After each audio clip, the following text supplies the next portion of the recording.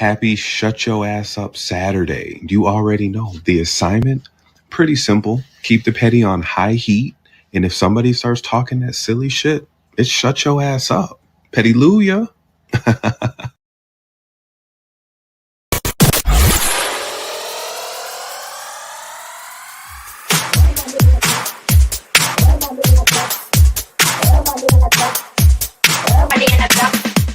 What I'm on here for about is Queen Sheba. Play that louder now. We don't get to hear that often. Say it louder. You are very open-minded about a lot. I think you haven't had an opportunity to experience a conservative relationship. Hold on. And if and when you do, come back and talk to me. Yeah. What you don't realize is that you don't listen, man. I don't have to. You're not my daddy.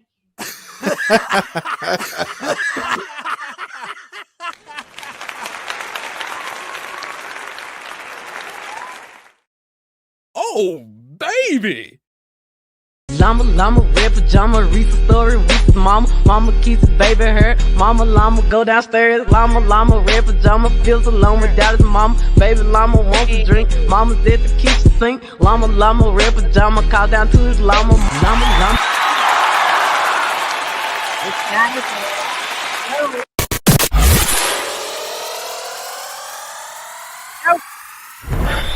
All right, the palace. It's time for I Said What I Said Saturdays, right here on Queen Sheba. All right, the palace. Let's go. Damn. Llama, red pajama, Reese's story, Reese's mama keeps his baby hurt. Llama, go downstairs. Llama, red pajama, feels alone without his mama. Baby llama wants a drink. Mama's at the kitchen sink. Llama, red pajama. It's a Saturday. Hey, it's a Saturday. I said what I said. It is open mic today. And this is the show where we dedicate it to the viewers, to the haters, to the supporters, to the naysayers, to you, to him, to her, to your dog, your cat, whomever it is, where you get to call in and sound off. That's it. That's the gist of the show. You call in, you get it off your chest, and you say whatever the hell you've been waiting to say all freaking week. It doesn't have to be about anything. It could be to your lover, to somebody you just broke up with, to your boss, your mother-in-law, your brother, your kid, your adult kid, to the coach. I don't know. Maybe it's to your grandmother. Maybe you got some shit to say to the person that called your house or the person that's sleeping with your husband. I don't know, honey. I'm not you, but it's Saturday. I said what I said, and you as a viewer get to carry the freaking show. Now, let me say this. This is a completely unscripted show. We have an overlay up here for a reason. Nobody knows you're here, but just in case, I keep this overlay up. So when you call in, nobody can see your name. Nobody can see your face. It is just space and open opportunity. Okay? That's it. That's all. Well, what's going on over there on Queen Sheba today? She's not talking about this or that. Not today. It's Saturday. It's a Saturday morning show where you call in, you confess, you confront, you vent, or you sound off and you say whatever the hell is on your mind. No rules, no filter. Kind of keep it clean so I don't get in trouble. And here's the thing. It happens all the freaking time. Somebody's going to call in. Somebody may call in. And it's rare, but you may hear your name. Maybe right now you're shopping, you're out, you're cleaning your house, you're making breakfast. You said, there's no way nobody would call that freaking show and say my name. It's happened before. And if you hear your name, or if somebody comes up here that you don't freaking like, remember, it ain't personal. That's the first rule. We have two rules. Number one, it's never personal. The second rule is listen to me very carefully. When you are done, you end your sentence with the statement, I said what I said, or I said what I said, or I said what I effing said. That's it. That's all. That's my cue to boot you off stage and bring up the next caller. And with that being said, I am Queen Sheba. We're about to get this party started. Listen, I'm going to cue in the first caller. Give me 1 second. All right. Welcome to Saturday morning. I said what I said. DG, what are you standing on? Good afternoon, Queen and Palace. Remy Ma, can you please come take us out the group chat? Please file those divorce papers so that we can get rid of the 2 clout chasers that are hanging on you like fleas on a dog. Your ex-husband or soon-to-be ex-husband and his side chick, formerly known as a boxer. Please come get them so that we can be out of the group chat. And I said what I said. Thank you. I don't care. I don't care. I said what I said. I meant what I said. All right. That's how it works. Just like that. Easy like Sunday morning. Honey, I don't know about you, but I am having a good cup of coffee and I am waiting for the next caller. So here's the thing about this show. It can be short, it can be long. I don't have to carry the show because it's kind of my day off. And I said what I said. I'm not carrying the show. And I said what I said. So either you call in or we end the live. And that's just how it works. So we can be here 9 minutes or we can be here 90 minutes. But this is your moment to shine. All of you that like to eat and pick from my apple tree, get here. Let's go to the next caller. All right. Welcome to Saturday morning. I said, Queen Tosa, what are you standing on? Thank you for giving me the mic. Thank you, Queen Sheba Palace, everybody. First of all, I want to start off with those Dallas interviewers that had Lunel on their show. What a poor representation of Black excellence. Listen here, first of all, while y'all knew that she was coming, why didn't nobody have her, her situation ran down from start to finish? These are her accolades. This is this is that. And then for Didi, for you to be confrontational and trying to go back and forth with her and call her sweetheart, I think that you were out of line and bitch, you need a reality check. And I'm here to give it to you today. And let's go ahead and get on over to Shamia's crying ass. I can't stand you, you crying heifer. You and your mama is full of shit. Shamia, you are a shit starter. And guess what? You were besties with Tigger. So I could only imagine whose side you was on. You ain't nothing but a filthy asshole, and you could have kept that secret. We didn't need to know about it. First of all, Miss Diane is looking fabulous. And the only thing that we need to be worried about, Miss Diane, is she gonna be sexy and when we see her on motherfucking screen? Is she gonna give us that side shot? Okay. Yes, she stayed with her daughter, but guess what? At the end of the day, now she's staying in a new mansion. Hello? And then your daddy is not even attractive. Let's not even start there. Girl, the only reason why your family put up with you is because you're the Gerald in the family. You've got access to that money. If it was anything else, honey, they wouldn't even be dealing with you. And first of all, you're two-faced and you're fake as fuck. You over here with Candy, what's her name, Monica, and all them. You know that they don't like the girls. Why you sitting up out here going around people that they clearly don't fucking like? Then well, my friends gonna get mad at me. Well, what? We could have told you that, heifer. It's like, girl, don't stop leaving your brain in the bed. When you get out of bed, put your brain on top of your motherfucking head. And Kelly, let me just say this. Kelly is over there eyeing yo nigga. Listen here. She is eyeing for him. Listen, Kelly is in debt. And guess what? No man likes a nagging woman. Shamia, now you're about to be crying because you ain't gonna be on Housewives. They don't want your crying ass back because we didn't already. Don't bring her back and get Kelly up out of there too. Kelly, you're gonna have to go down to the Salvation Army, go down to the welfare bitch. And listen here, you didn't sat up there and went back and forth with your ex-husband. You should have actually been cool with him. You need him in the long run. You have to understand, you didn't sit down and lay down and have that baby by yourself. Baby, you stuck with him until them kids is 18 years old. And listen here, Shamia, you hoe, you thought box, sitting up here giving this woman's daughter condoms as she goes to damn college. Bruh. Everybody don't want to be a hoe, Shamia.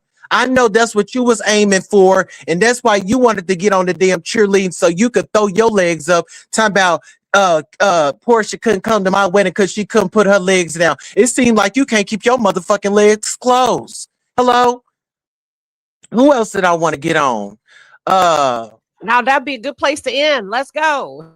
All right, listen, I said what the fuck I said. And Queen Sheba, next time you go in, I need you to stop. Oh, well, I'm going to go back. I ain't going to say that. Queen Sheba, I need you to say what the fuck you said. Now, I said what I said. Goodbye.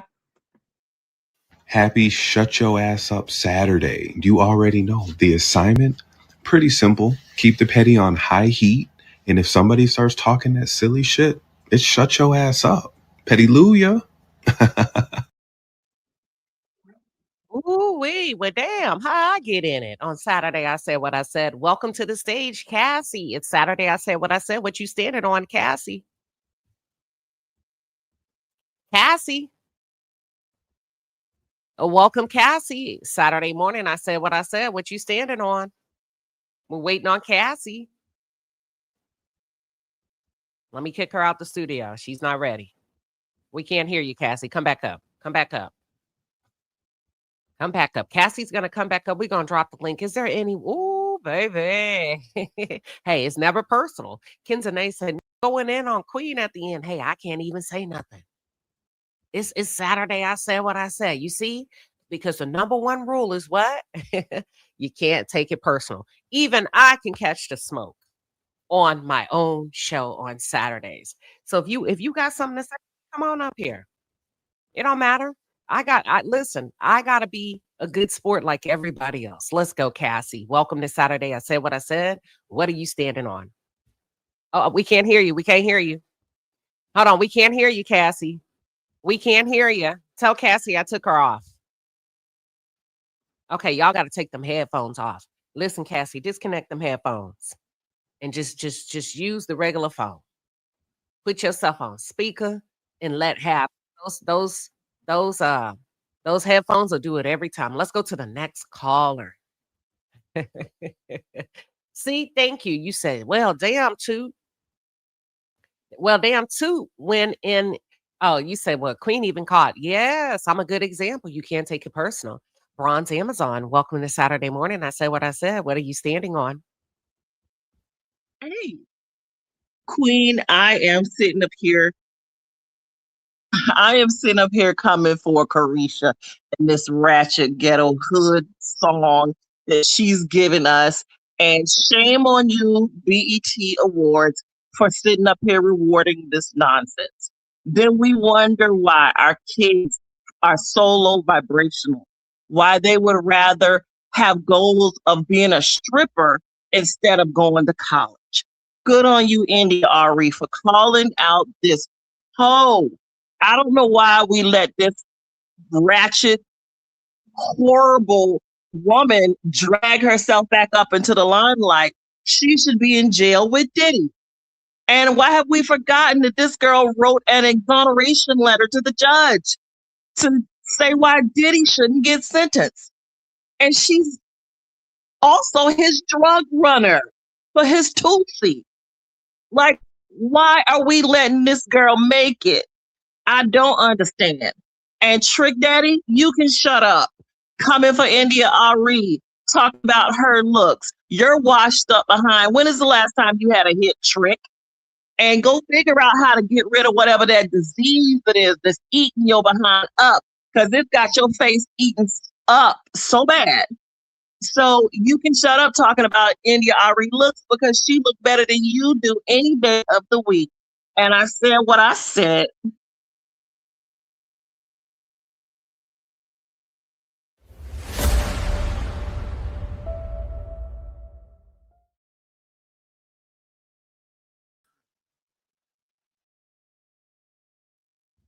Ooh, all right. We're going to the next caller. Trey Carter, welcome to Saturday morning. I said what I said. What you standing on, Trey?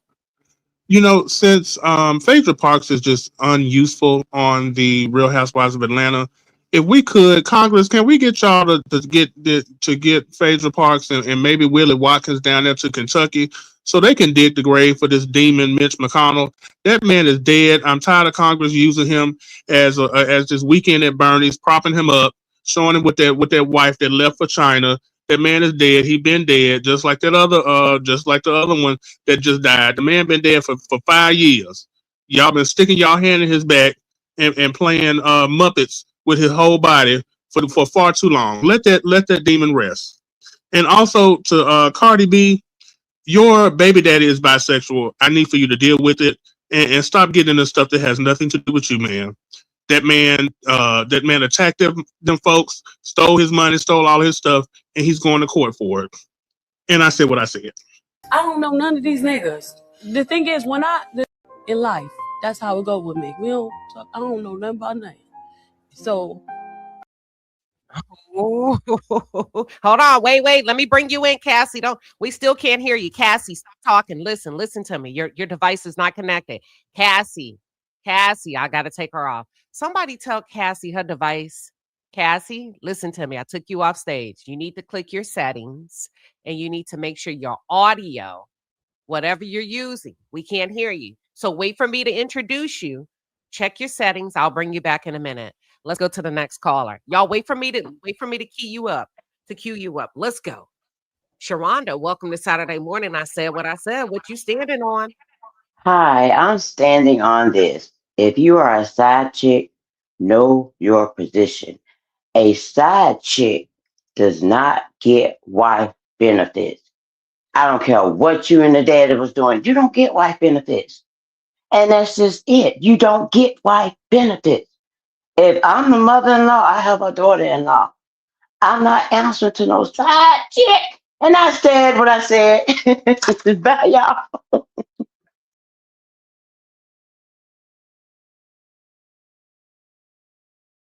We do not care.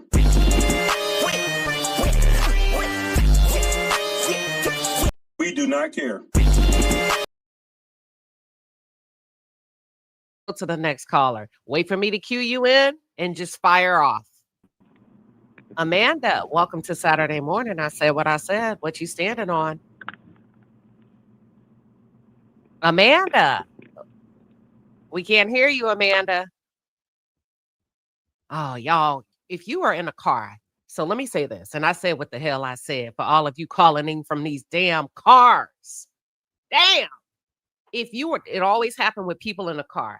You need to click your settings and make sure that your sound, click audio, is connected to the car. Otherwise, we can't hear you. Now drop down and come back up, Amanda. Amanda, Cassie. Damn. Let me go to the next damn caller.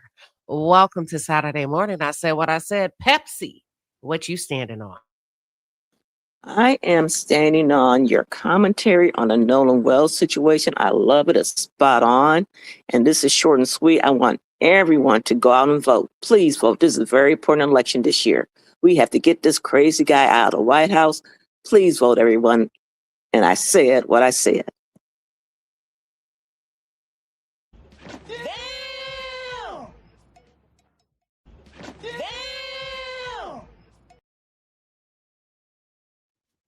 All right, that was Pepsi. She said what the hell she had to say. She said, get your asses up and go vote. Get your asses up and vote. A lot of y'all got a lot of crap to say. You complain. Let me say this. I got 3 grapes and I'm going to do them one at a time. And I don't know your name, ma'am, but you're a content creator and you got a really low haircut. You talk a lot. And if I knew your name, I would say it. And you posted that you're tired of the Nolan Wells family talking in these interviews. I'm going to say this, shut your ass up. Be quiet because y'all complain about everything. And when I say y'all, I'm talking to you, Black people. Let me say this to you. You complain. You say when Black kids, Black women, Black people go missing, they don't get a lot of media coverage. Now we got it. Why the fuck are you telling them to be quiet? Shut your ass up. And I said what the hell I said.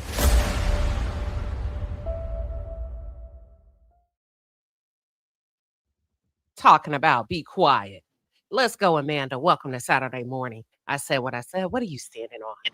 Hi, Queen Shiba. I've been watching you for a long time behind the scenes. And this is for all the old biddies that never did nothing wrong in their lifetime that's going ham on Portia because for being a hoe. Y'all was a hoe at one time too. So let Portia enjoy being a hoe and take that whole Shamia down because she is a low down dirty dog. And I said what the fuck I said. I heard about you. I was waiting on you at the door. Oh, she said she know about you old hoes. She know about you, those of you that's on the usher board. She know what y'all used to do. I'm coming up on the rough side of the mountain, and his powerful hand. Hey, hey. Come on, Cassie. Come back up and try your device, Cassie. You see how Amanda did it, Cassie? You just got to connect it to the car. We'll be good to go. And she said what the hell she said. Period, point blank. I got another gripe. It's to Cardi B. Shut your ass up sometimes. You are Cardi B. I like Cardi until she comes out of her box. You're not the talking kind. Shut up. Stephon Diggs is not your husband. It is a man that you slept with who slept with multiple people. Stephon did exactly what that man said he did. Stephon is a summertime man. Some of yours, some of mine. Your man is gay. I don't really believe he bisexual. I know we had Trey come up here to say that Stephon is bisexual. No, I think he's gay. I don't think he like women like that. I think he sleep with women when his man ain't home. Stephon's got a man at home. So shut up, Cardi B. Shut up. And like the man say, they said, what did you have to say about Cardi speaking out? He said, I mean, she don't know what she don't know. Okay. Let's go to the next caller. Oh, good morning. I said what I said. What are you standing on? Oh, all right. I think it's me. I didn't hear my name at first. Okay, Queen, well, I'm calling you out. Okay, why are you gatekeeping that tuna? Why are you gatekeeping that tuna and the tuna recipe? You left us all salivating yesterday. Okay? Holding out on us. Gatekeeping. Damn. And I said what I said. I will pray for you, but if you get on my nerve, I will cuss you smooth out. My mouth ain't under control yet. And I can throw these hands. And let me tell you something. If I get my hands on you, I promise you, you're going to know you've been in a fight.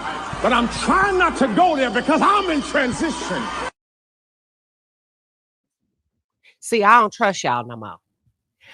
Cause y'all, I don't like the way y'all coming behind my tuna fish recipe. I got a funny feeling and a sneaky suspicion. Somebody praying on my downfall. I do.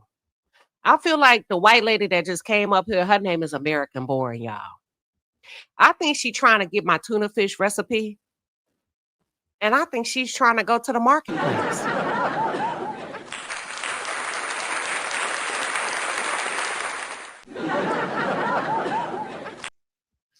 I think she's trying to go to the marketplace. And let me tell you something. I make a good tuna fish, but I'm not going to give it up because I'll be damned if I make a white woman a millionaire. And I said what the hell I said.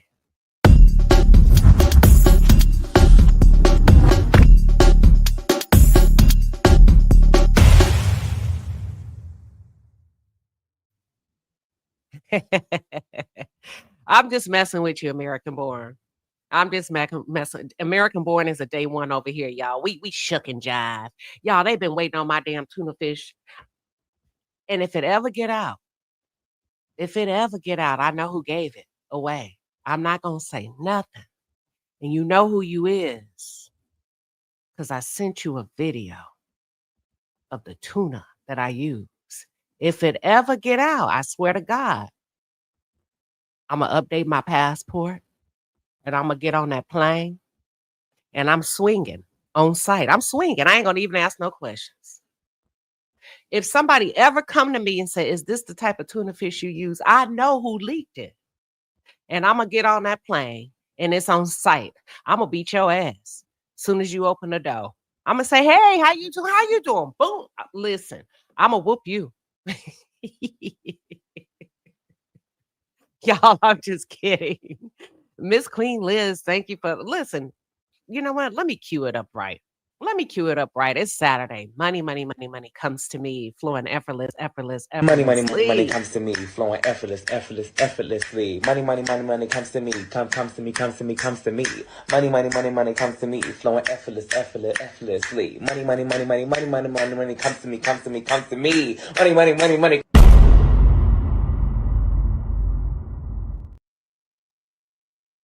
By way of Miss Queen Liz getting this damn party started with $2, a 2-piece and a pepper.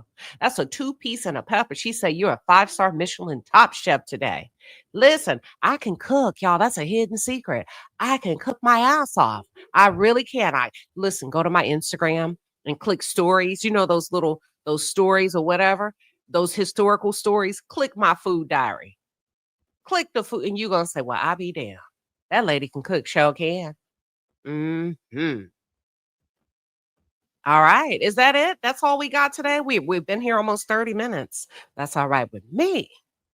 DG, you don't know what kind of tuna fish I use. Talking about I ain't saying nothing. You don't know. It's one person, and I know who it is, that knows what kind of tuna fish I use. And if it's leaked to the press, if it hits the blogs, if I see it in the marketplace, I'm getting on the flight, and you know who you are.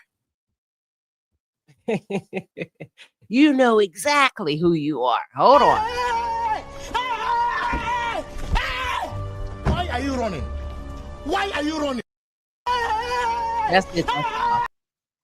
On site. Listen, let me go to the next one.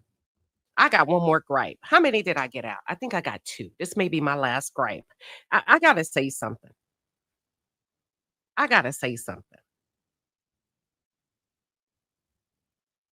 Some of you women are diabolical. Some of you women are diabolical. And the stuff that you give a thumbs up for have left me speechless. I don't give a damn if you like another woman or not. And I'm talking about the big Tigger thing.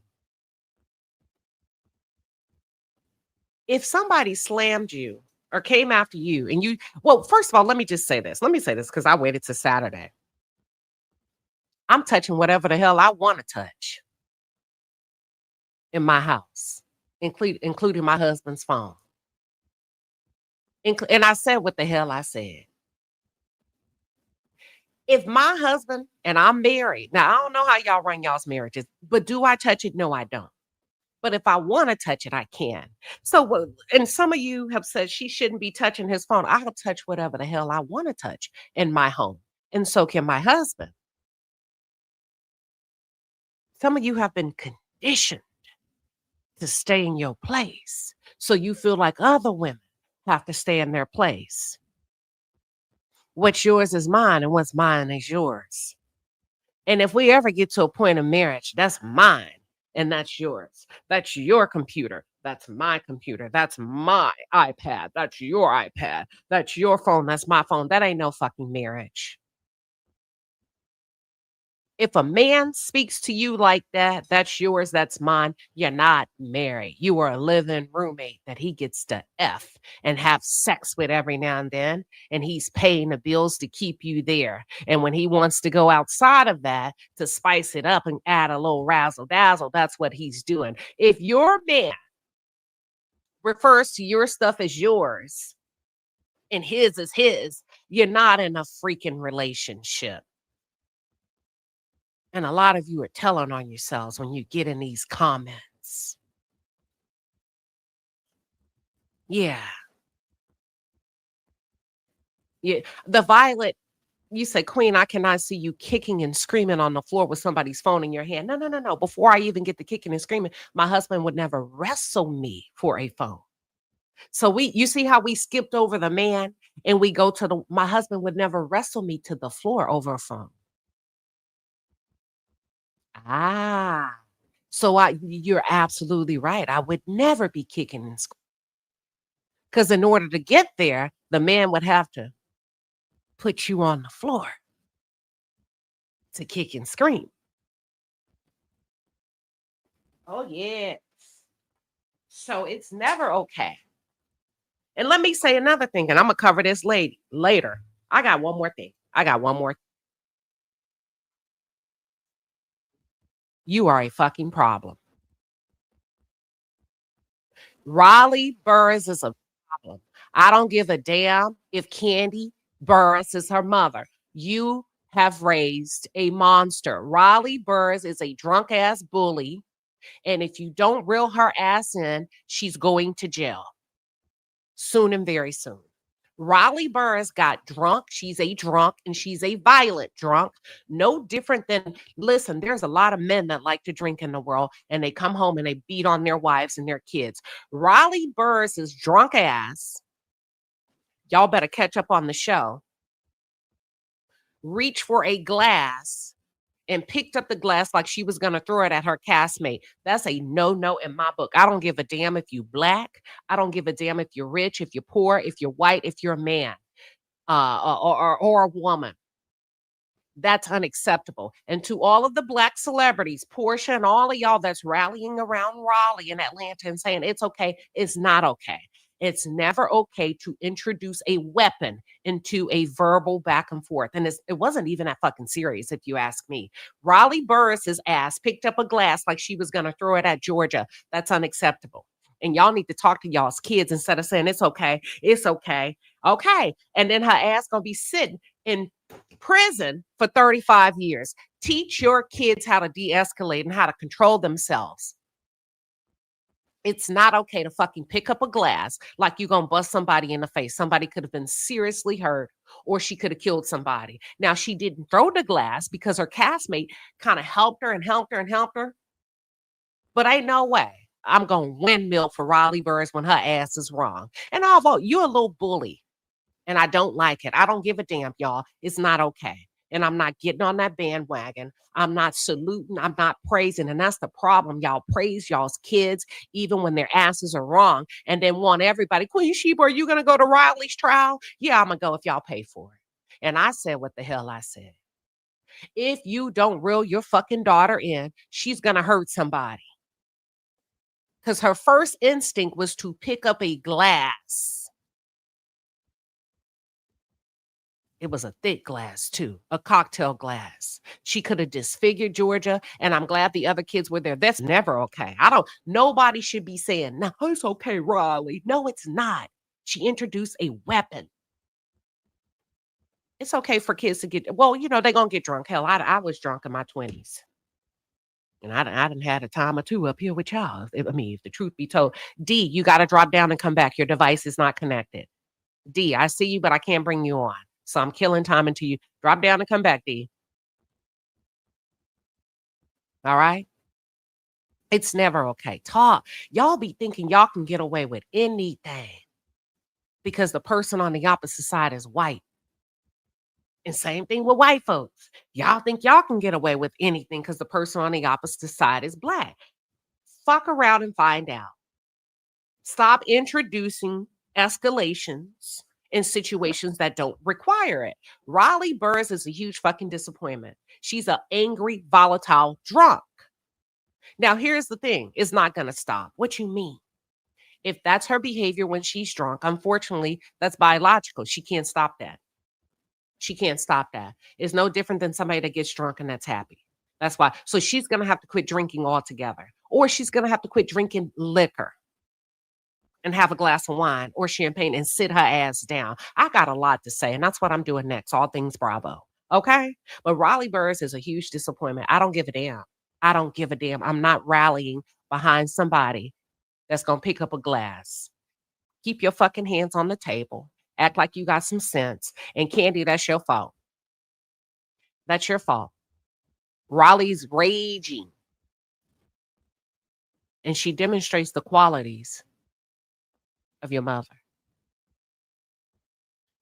Ali B said, go ahead and cook. I'm gonna do a different live because I'm gonna talk all things Bravo. Raleigh's out of control. If y'all haven't watched what is it called? NYC Gen, Next Gen NYC. No, it ain't about Candy drinking. Her daughter drinks. Her daughter's a raging lunatic. And everybody wants to sweep it under the rug because she's black. Y'all, it doesn't matter if Georgia is white. A drunk that'll pick up a bottle or a glass will do it to a black person. It doesn't matter. So stop that shit here before it gets there. A drunk that's violent is a drunk that's violent. It's no different than a man that comes home and wants to put his hands on people and pick a fight to get riled up. If you like to get physical, then enroll your ass in a marathon. Go lift some weights. Raleigh is scary when she's drunk. I'm sorry. I said what the hell I said. Raleigh, y'all, if y'all haven't been watching the show, oh baby, you better catch up. Candy, that's on you. You being gone all those years, that's on you. Her looking to other girls to save her, that's a mommy issue. That's all I got to say. Candy ain't gonna check her. She was real light on her. Now, when she hurt somebody, I don't want to hear shit. I don't want to hear nothing when she hurt somebody. I don't want to hear, oh, they picking on her because she black. No, they not. Because you got to catch up. Where can we watch? Where can I watch Gen X? Peacock, Bravo. That's the type of behavior that's not going to cease. If that's how she drinks if that's how she behaves under the influence of substances, she's going to forever behave that way, y'all. So she's going to have to curtail her liquor, stick to wine or stick to champagne. She should never, ever open her mouth to take another shot of liquor in her life because somebody's going to get hurt. She's violent. It's not going to change. That's why she told the girl, if I start acting weird, pull me up. She's a violent drunk. And y'all talking about, well, it's okay. No, it's not. Because that the other kid on the other side is somebody else's child. And I have to tell myself, I said, listen, I'm going to talk about this shit. Because when I react the same way, if my child were the recipient of Raleigh's behavior, and my response was, hell yeah.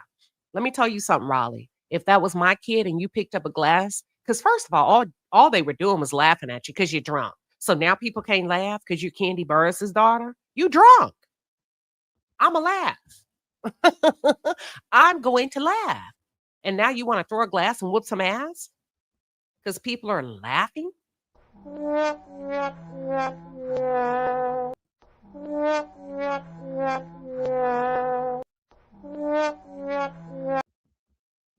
Unacceptable. Number one, because you're a young lady. You're a young lady. She's very aggressive. She is. Don't say that about a black woman. She is aggressive. You better watch the show. Now, back to what I was saying. I had to ask myself, because I when I saw it, I was like, whoa, Raleigh. Whoa. Whoa, you better be lucky they pried that glass out of your hand. That's no different than Kelly Farrell putting that wine glass in Portia's face. Hold on, wait a minute. That could have went left real quick. Do you know how quickly people start swinging on each other? Glass will cut you. Glass will cut you. It's different. Doctors have to go in and pull it out piece by piece. I don't condone it.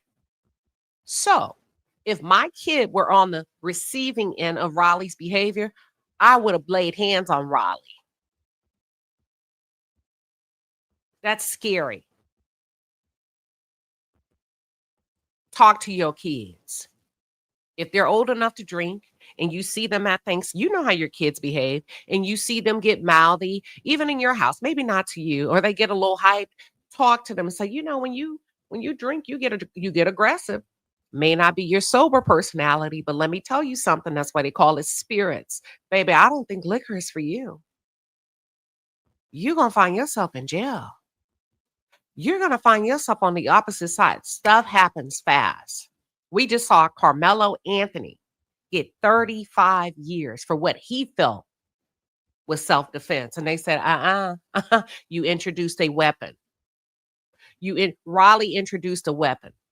Raleigh introduced an element into a conflict that was just banter. It wasn't even an argument. And if the truth be told, Raleigh started it. She accused the girl of being on ketamine. Y'all better go watch the show. It's real good, by the way. Bravo, you hear me? See, look. Raleigh started it. And Raleigh finished it. And Raleigh continued it on the next episode. That's it. That's all.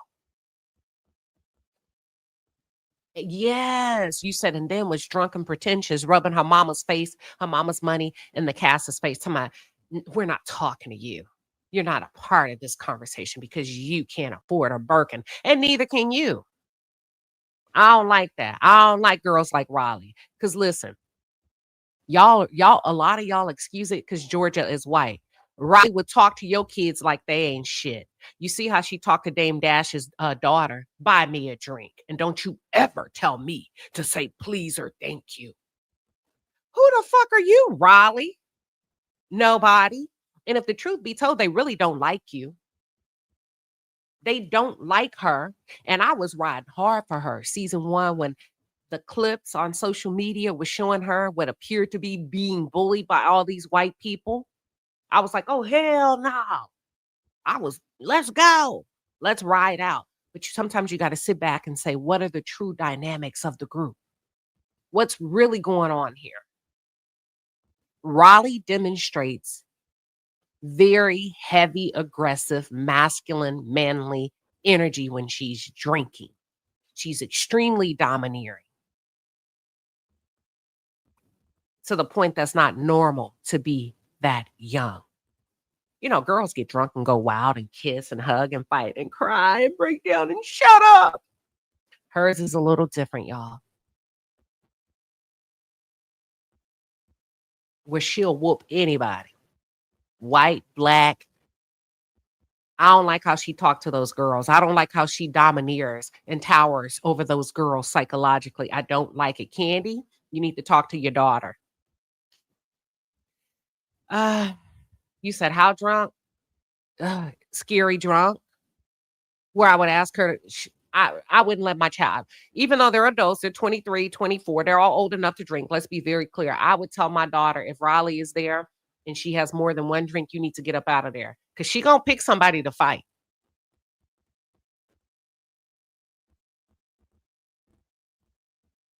You said white folks do not mess with entitled blacks. They like Ava.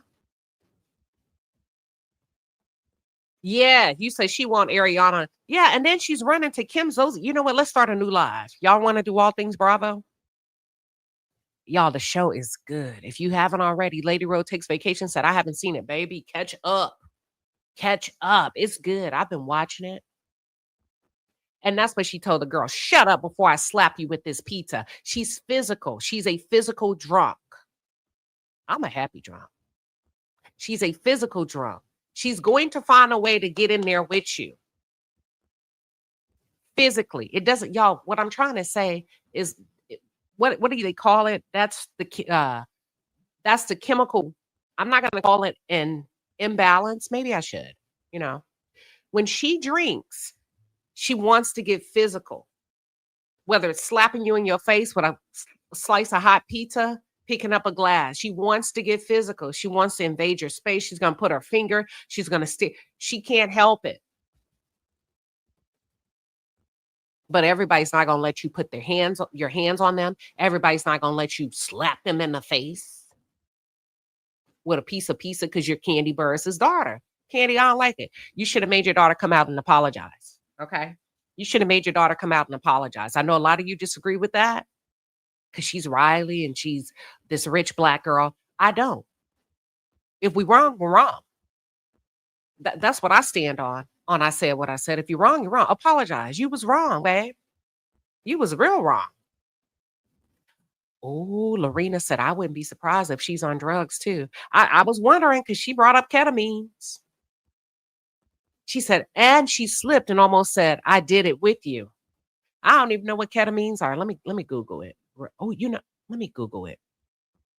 Let me just play it. Hell, I was going to watch this. Let me just play it. I was going to try to save it, but we're going to go ahead and get into it. Y'all want to get into it? Want me to show you the clip of Riley? Is that okay?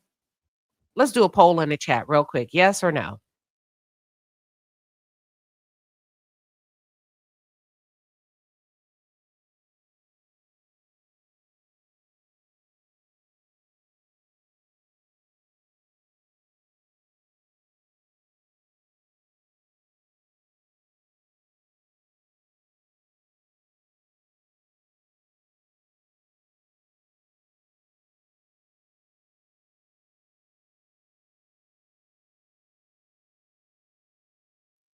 All right, y'all said yes. Here we go. Let's get it queued up. I'll let it play. Here we go. Give me 1 second. And let me know when you can see my screen.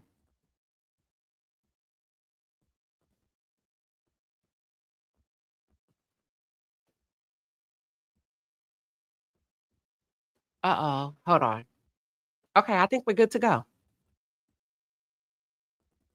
All right.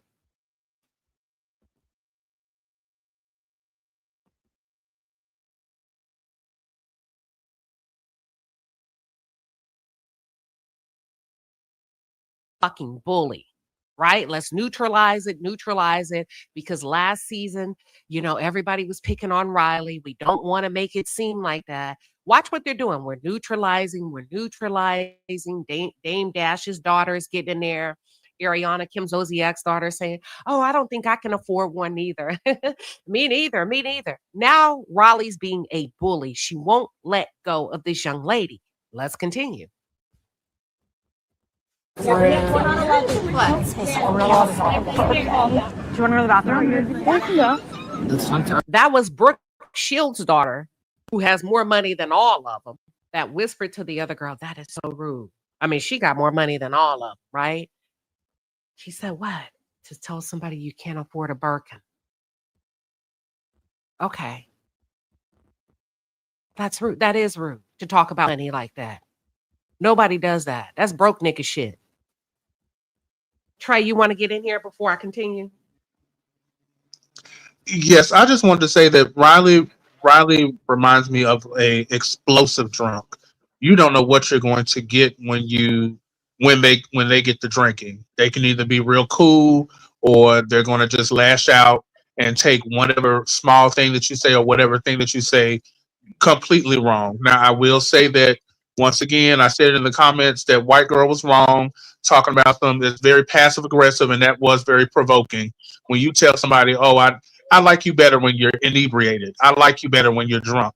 We seem to mesh well when we're drunk. That she knew what she was doing. The problem is that Riley took the bait, and she took it all the way to the left. Even when those white girls are talking about, let's take a sip of water or let's take a shot of water, that's also being very passive aggressive, in my opinion. However, Riley's reaction to it is just too crazy, and she does not need to be drinking if this is the way she's going to be acting on TV. Okay. Well, let's continue. Now, here's the thing. We're talking reality television, right? It's the reads.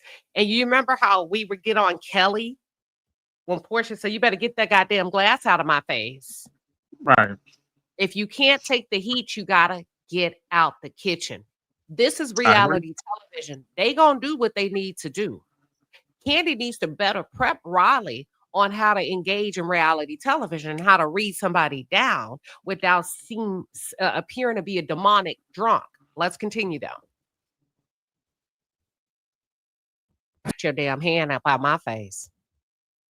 I'm sorry, Trey. I would have whacked your hand up out my face. Listen, you got to watch your hands. Y'all got to watch y'all hands. Just like when Portia was over there on that boat with Cynthia, and she was tapping Cynthia in the face with that finger, and then Cynthia kicked her in the coochie. Y'all got to watch these hands.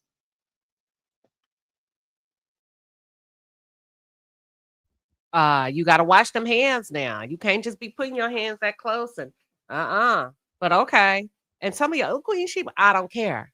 I'm not letting nobody put their hands in my face, black or white, rich or poor, Candy's daughter, Candy's mama. My mom, look now, I'll be like, well, my mama can. I'll be like, now, mama, I'm finna go, girl. You on one.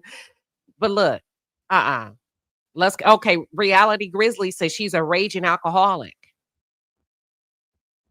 Y'all, it's reality television. Okay, Monique, let me ask you this, Monique. Are you saying Georgia is being provoking or Raleigh? I think you're saying Georgia. That's the white girl. Are you referring to Georgia or Riley? If you're referring to Georgia, keep in mind, Raleigh can be provoking. It's reality television. I just want Raleigh to learn how to do it without being physical, without being threatening, without going too far. Sherry said, that's I the would have thing. too. Go ahead, Trey. No, I was agreeing with you. Like I do believe that white girl is being provoking, but I also believe that Riley is doing it the wrong way. She's responding the wrong way, and she's responding like this because she's inebriated. She got to stop drinking so much. Well, Riley started the fight. Do y'all not agree? When you say the fight, you mean in this scene where she was about to? Yeah, it was just like banter. They were just all sitting there chilling. Hold on, my dog is pooping. You know my dog can't walk. My God, Lord, I'm man. gonna clean it up. No, I'm gonna clean it up when I'm done. Let's continue. I'm like, what is that? What's going on? Hold on. Hold on. Let's continue. Next one. So basically, they're just saying that Raleigh and Georgia got into a heated argument. And to me, that's not that heated, right? If you just kept it baseline wherever they were. They're just two girls drinking and kind of giving each other, just BSing with each other. But I don't think Raleigh, I don't think you should drink liquor. But watch what happens. This is the part. This is why I'm really hard on Riley. I'm not going to show her a lot of grace today, because one small move can land you in prison if you hurt somebody or land you in jail. And Kandi Burruss's money is not. You gotta think about where we are today and what's happening. If that glass would have slipped, if it would have went across the table and hit that girl, this would be a completely different conversation. You really can't defend it. So I'm not going to get in here and windmill, because I'm looking at the potential of what could have happened and how that could have impacted Riley, how that could have impacted reality television, and how they view having Black people on reality television. Like, wait a minute, they like to get violent. So while y'all are just looking at the moment, I'm looking at the bigger picture. I'm looking at the bigger picture, right? When we think about opportunities, a lack of people, lack of diversity, then you got to get your ass in there and play the game and know how to do this. Let's reality TV. But if that would have went real bad, Georgia's parents have every right to get in there for her like Raleigh's does. Okay, here we go. And Trey, just jump in when you feel like it. Okay. Are you about to show when she was talking to her mama? I'm going to show when she blamed Ariana. Watch this.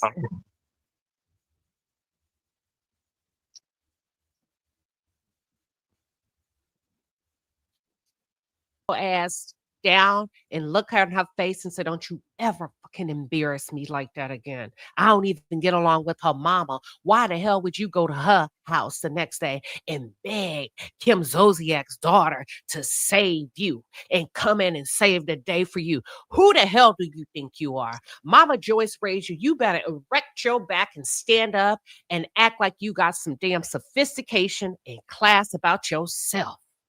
Trey? It's really, for me, it's the deflecting upon this other young girl rather than just facing the issue that maybe I have a problem with drinking. It has nothing to do with the girl standing up for her or this, that, and the third. The problem is your imbalance and the imbalance in your response to what was said. Because the girl called you a drunk, and then you turned around and called her a drug addict. It should have stopped there. But you decided to raise a glass, raise a piece of pizza, and tried to fight the girl. And you weren't listening to anyone because your head was clouded with liquor. It's just, that's the issue that I'm having. She's not addressing the true problem, which is her behavior. Her behavior in response to her drinking. Right. And we know reality TV is about drinking, but baby, you're gonna have to find a good champagne or a glass of wine. That's not gonna have to never drunk on TV. Huh? Her mother never drunk on TV. That's what I meant when I said it wasn't about like defending her. It's just Kandi never drunk on TV. Maybe Kandi already knows, hey, I can't be doing that type of stuff because I'm already wild and or I might go off.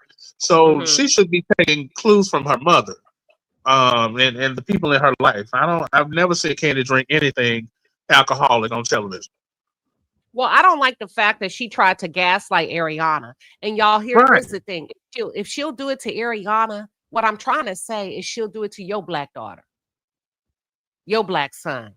It's the behavior. I hone in on the psychological and the behavioral traits of the black experience. It's the behavior. You acted bad the night before, and you gonna bring your ass to my daughter's house and rain on her nice Saturday where she's about to go out and go to brunch because you was drunk as a skunk last night on Friday, and now make her feel bad and make her feel like she's not a good friend. No, that's negative, toxic energy. That's a lack of response. She should have just slept it off, had some pho delivered. Girl, you in New York City with your mama credit card. Go get you a nice bowl of tortilla soup and call it a day and say, ooh, y'all, ooh, I was on one last night. Ooh, baby, thank you. Because I was talking about hitting people with pizzas and picking up glasses. Oh, my God. Let me call Georgia. Girl, you could have smoothed Right. that over real quick. Yeah, she blamed Ariana. Let me play it again. You weren't raised like me. We're not gonna play the race card when it's not a race issue. That was not a race issue, Raleigh. That was a behavioral issue. Ariana doesn't have to get in there for you. There was not white people against you. In this first season, probably that first season. But you and Ariana didn't have that relationship then. The first season. All of y'all were strangers to each other. Right. What I don't think that you. Oh, go I'm ahead. sorry. No, go No, I'm ahead. saying I agree with you in this in a sense that in the first season she dealt with a lot of microaggressions, but this specific situation, it seems as though you and that Georgia girl or whatever her name is, y'all were cool enough to be drinking and doing drugs together. Mm, So now that it comes to a head, all of a mm, sudden now you want to get violent. It doesn't. You can't put that on. Oh, I'm a black woman and you trying to hurt the black woman. No, no, y'all was over there doing stuff together. Now y'all bringing it to the TV table, and now you mhm. mad. But you can't. But your anger is coming out even more because you're drunk and you don't know how to handle yourself when you're inebriated. Well, they gonna have to figure out what all that rage is about. Is it about Candy Right. being gone all those years? Is it about something else? Is it about her and Mama Joyce's relationship? Was Mama Joyce mean to her? I don't know, but they gonna have to figure out what all that rage is about and where that's coming from. Here we go. You said Kim's daughter doesn't drink because of how Kim. See, Ariana don't drink, but Brielle does. Ain't that funny? Hmm. I think Brielle drinks, but Ariana doesn't. All right, so let me play it back really quick because Nick, your girl next door, say, wait, she tried to blame Ariana. Did and was about to play the damn race card, but they cut it off. Bravo, so y'all gonna have to go watch it. Here we go. No, ma'am, we don't gang up. Because then they're gonna call it ganging up. Y'all are ganging up on either you're gonna have to learn how to handle yourself on this show or Candy. I know this is a grown woman. People are saying, pull your daughter, get your daughter. She's grown. Candy, maybe reality television. Raleigh's not cut out for it. I don't know. Oh, you say she's still drunk. Oh, Hibiscus Rose says she's still drunk. I would have told.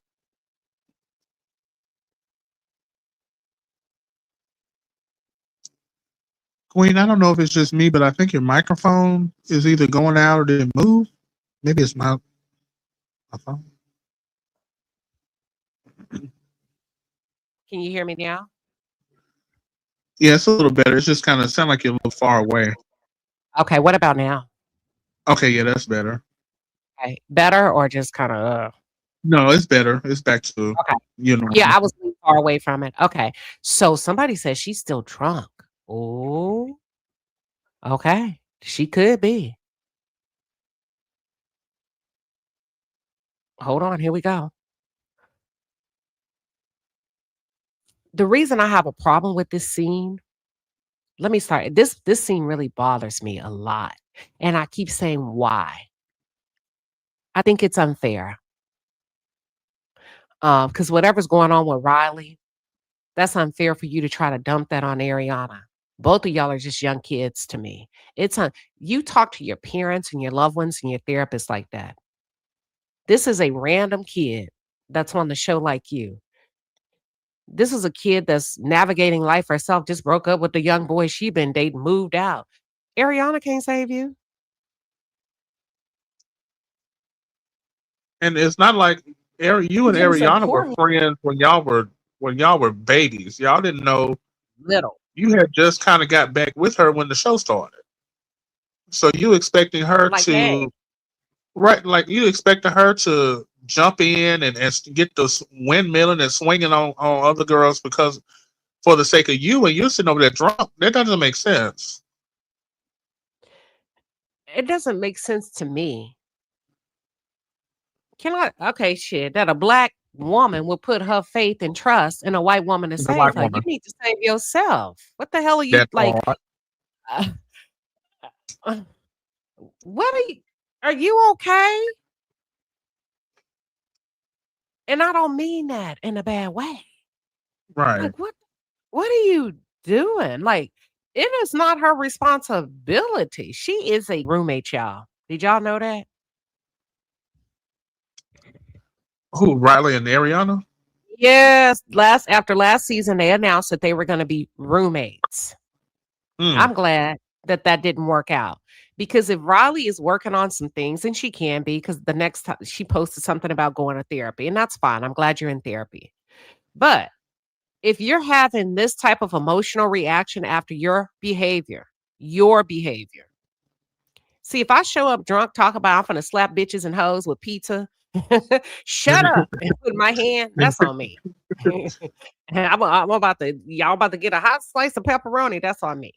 And if I wake up the next morning and I start crying and making it somebody else's fault, that is crazy. That's bananas. That's wild. That's when people start saying, I don't want to hang out with her. How in the hell did we get here? How did this escalate to this being my fault when she was the one drunk? I thought we was just gonna chalk it up to Saturday, go get a croissant, a cup of coffee, and get back in these streets. Why are you standing in my living room crying, talking about as a white woman, I should have saved you? How in the hell did we get here? How am I the bad guy? You was the one that wanted to slap hoes with pizza. And how exactly how are you manufacturing this idea that I'm the bad guy in this situation when you couldn't even remember that you were the one that brought up the damn ketamine stuff? How can you remember that I'm the bad person, but you can't even remember what you were saying the night of the situation? It don't even make sense. Riley, you got to do better. She got to do real better.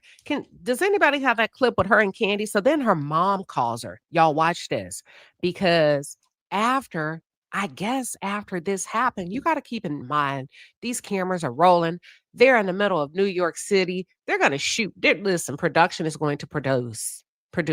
Now, listen to me, black people. Here's what I don't want to happen. Don't be getting in there expecting production to move the goalposts for Riley. Riley's going to have to step up and play ball.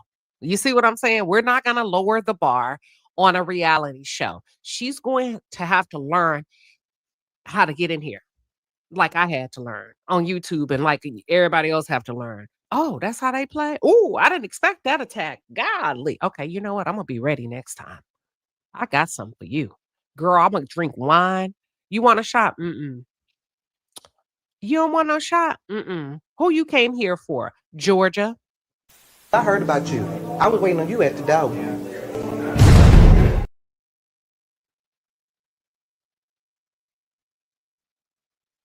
And that's how I would be coming the next week. You see what I'm saying, Trey?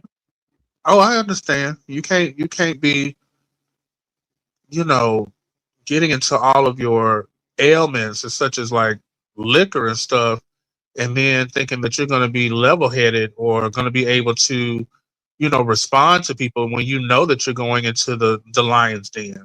I'm not going into Look, the lion's den eating pizza and hot wings and making myself fatter for the lion. That don't even make sense. look at love forever to my you stay drunk. Not all the baby. When I drink, I have a good time. Don't count my drinks. Don't worry Now about hold up me. a I minute. can afford everything that I put to my lips. Don't worry about me. Instead of watching me Don't watch me, watch the weather. And I said what I said. Don't worry about how many cocktails I have. I'm a grown ass woman and I ain't out here slapping hoes and bitches with pizza. I ain't throwing glasses at a motherfucker. I'm in my house that we worked hard to get. So don't worry about what I do. I ain't drinking and driving. I ain't doing nothing. I'm minding my fucking business. I'm eating crab legs and sometimes crawfish. Okay? That's it. That's all. And every now and then I may open up my life for you to see, but if I didn't open it, you wouldn't know shit. You wouldn't know nothing about nothing. Okay? That's it. That's called behind the scenes, boo-boo. I don't know none of these niggas. The thing is, in life, that's how it go with me. I don't know nothing about nothing. So Child. Okay? Now, Not and you say Riley eat. Burris. I got the haters coming about the bushes. Oh my God. Yes, baby. That's somebody just on a fake account. That's a troll. But listen, it's okay though, because I do be having a good time and I can make a hell of a lemon drop. And 2 of them I'm out. I don't drink liquor. 2 of them I'm gone. I'm lit. I'm ready to go. But I still ain't slapped a bitch with a slice of pizza now. So don't worry about me. Actually, baby, you should bring me a slice of pizza when I have a lemon drop and see how that goes. Hold on. Give me a thin crust so your ass can feel it. Don't get it heavy, get it thin so it slaps like a tortilla. Kenzane here. Thank you for the 5 piece of the pepper. Says there are rules when you go out. Keep your head on the swivel. Remain clear headed the same way you do. The same way you walk in is how you need to walk out. Period. What you say, Raleigh and Broad? They mad, Trey. They be over here listening. Okay, boo boo. Boo boo. You said I'm not your boo boo. Oh, see, that's somebody all right. You're not my boo boo. Let me take it off the screen. All right. So, does anybody have the clip where Candy calls Riley? Because what I believe, you got to remember, this is a show. They got the cameras out there. Whatever happened that night, y'all, it made it to the blogs. Now, it's just now making it to us, but it made it to the blog. So Candy calls Riley to say, wait a minute. What the hell are you doing? You're all in the blogs. You're all in the blogs. Does anybody have the clip? I had it, but I think I let it go. I'm sorry. Yeah, I think I may have let it go. Okay, so people are really having a lot to say about Raleigh. Let's take a look at what some of the other content creators have had to say while I search for the clip with Candy calling Raleigh to confront her about her night. Here we go.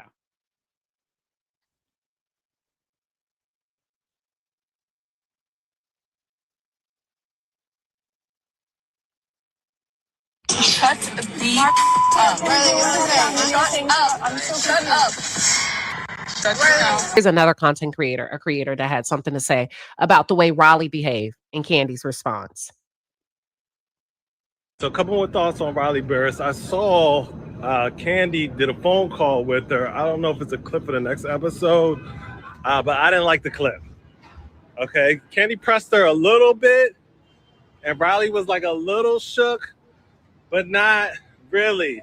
I would have been like JD Vance. I would be like, load up the jet, because somebody needs a lesson. She said was, I don't want to hear from nobody else. How about, hey, I didn't raise you like that. Don't be acting rude and talking about Birkins off of my name on another show. Because like I said before, you could be a little wild. You talking down to people and you act like you don't got no home training. You making everybody look bad.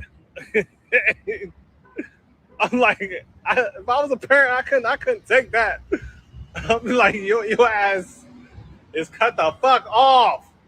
Something is going away. So I she need to stand beside some discipline. And then in the comments, she said, I'm going to stand beside her. And she should. That's her. 2, okay. It's a character issue. She wasn't raised right. That's evident. At the same time, if you're white, you can criticize, but keep it to a minimal. Okay?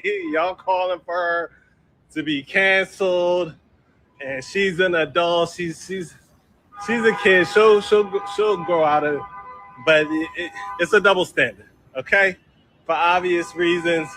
All right. And I see some of the white people exhaling in the comments like, I'm glad somebody said it. Like, that's fine. Okay, but let's stop right there. Okay, don't take it too far. All right, that's still our niece. So a couple more thoughts on Riley Barris.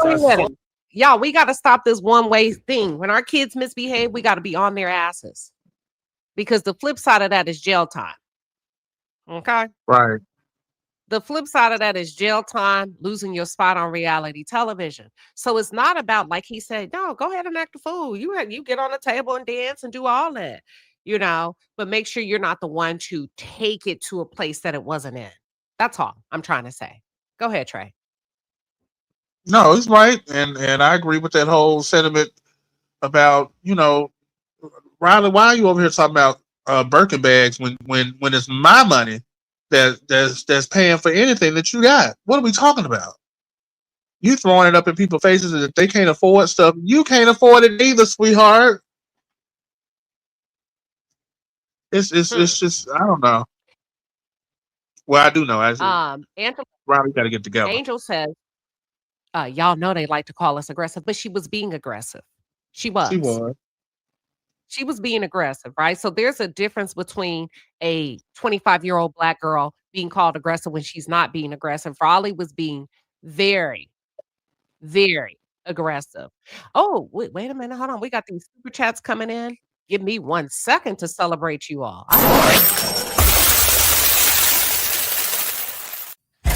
All right, Palace, the Super Chat squad is in the building. We appreciate you, baby. The Super Chats are fire. Get in your bag. That's a lot of money. Yes, indeed. Yes, indeed. Patricia, what a 5-piece and a pepper, says there are a lot of people dragging the Wells couple because of Mishi X. Who is that? Mishi X? I hope I got it right. Yeah, that's the content creator. Yeah. That's the one I was talking about. Okay. Toot Latrice, thank you for the and the pepper. Toot says, I can't stand a bitch who says shut up. Don't let folks talk to you like that ever. Period. Kenton here, I think I got this one. Asking someone to be accountable for your lack of control is crazy. You are responsible for yourself and your actions. Okay, let me ask you this. Let me put it in a different way for those of you that are not picking up what I'm putting down. You go out with your husband, your boyfriend, your partner, whatever. They act a fool while drinking, almost get into a fight. You can't really physically carry them out. All you can do is try to talk them down. You want some water and do everything that Gia, Ava, and what's her name? Ariana do. Y'all get home. You get her in the bed. You wake up the next morning, you say, you know what? We're just going to chalk it off. And they stand in the middle of the living room and berate you and gaslight you and make you feel like crap because you didn't jump in and behave the same way while they were drunk and you were sober. Trey? I think, I thought that this lady sounded like she was agreeing with you. I think she was meaning about Riley blaming Ariana for her own actions. No, I'm just saying hypothetically. I wasn't speaking to the super chat. I already played the super chat. My bad. Just saying, not for the super chat, but I'm saying this situation has to be reeled in very quickly. You get what I'm saying? Right. Oh yeah, most definitely. And yeah. Okay, let's go to the part where Candy calls Riley and said, "Oh my God, you've made it to the blogs." Here we go. And Riley, I'm sorry, you're in the blogs today. And I'm gonna be hard on you because you have an opportunity that most Black girls in their 20s don't get. Okay. And you have a second advantage of your mom's money. And now you're earning your own money, substantially most than the average person would earn. So we need you to get your whatever you need to do, get it under control. Question, Candy, because if somebody went to therapy and he like, I was about to hit Queen Sheba in the face with a glass. Why? Because she triggered me. Why? What is it about what she said? Why was that triggering? And if Raleigh could figure that out, I think she'll be good to go. Not what the trigger is, but why she triggered, right? by the stimuli. My other She thing is knows why she was triggered. She just don't. Why she don't want to tell her mama, "Mama, I be drinking." what you say, I've Trey? It been ain't even that drinking. deep. It ain't I've even been that deep. drinking. She was drunk. hmm ah. They did, Nicole. They tried to sober her up. You're absolutely. They tried to help, but shit, Raleigh. It's not their job to babysit because them girls got to get they check too.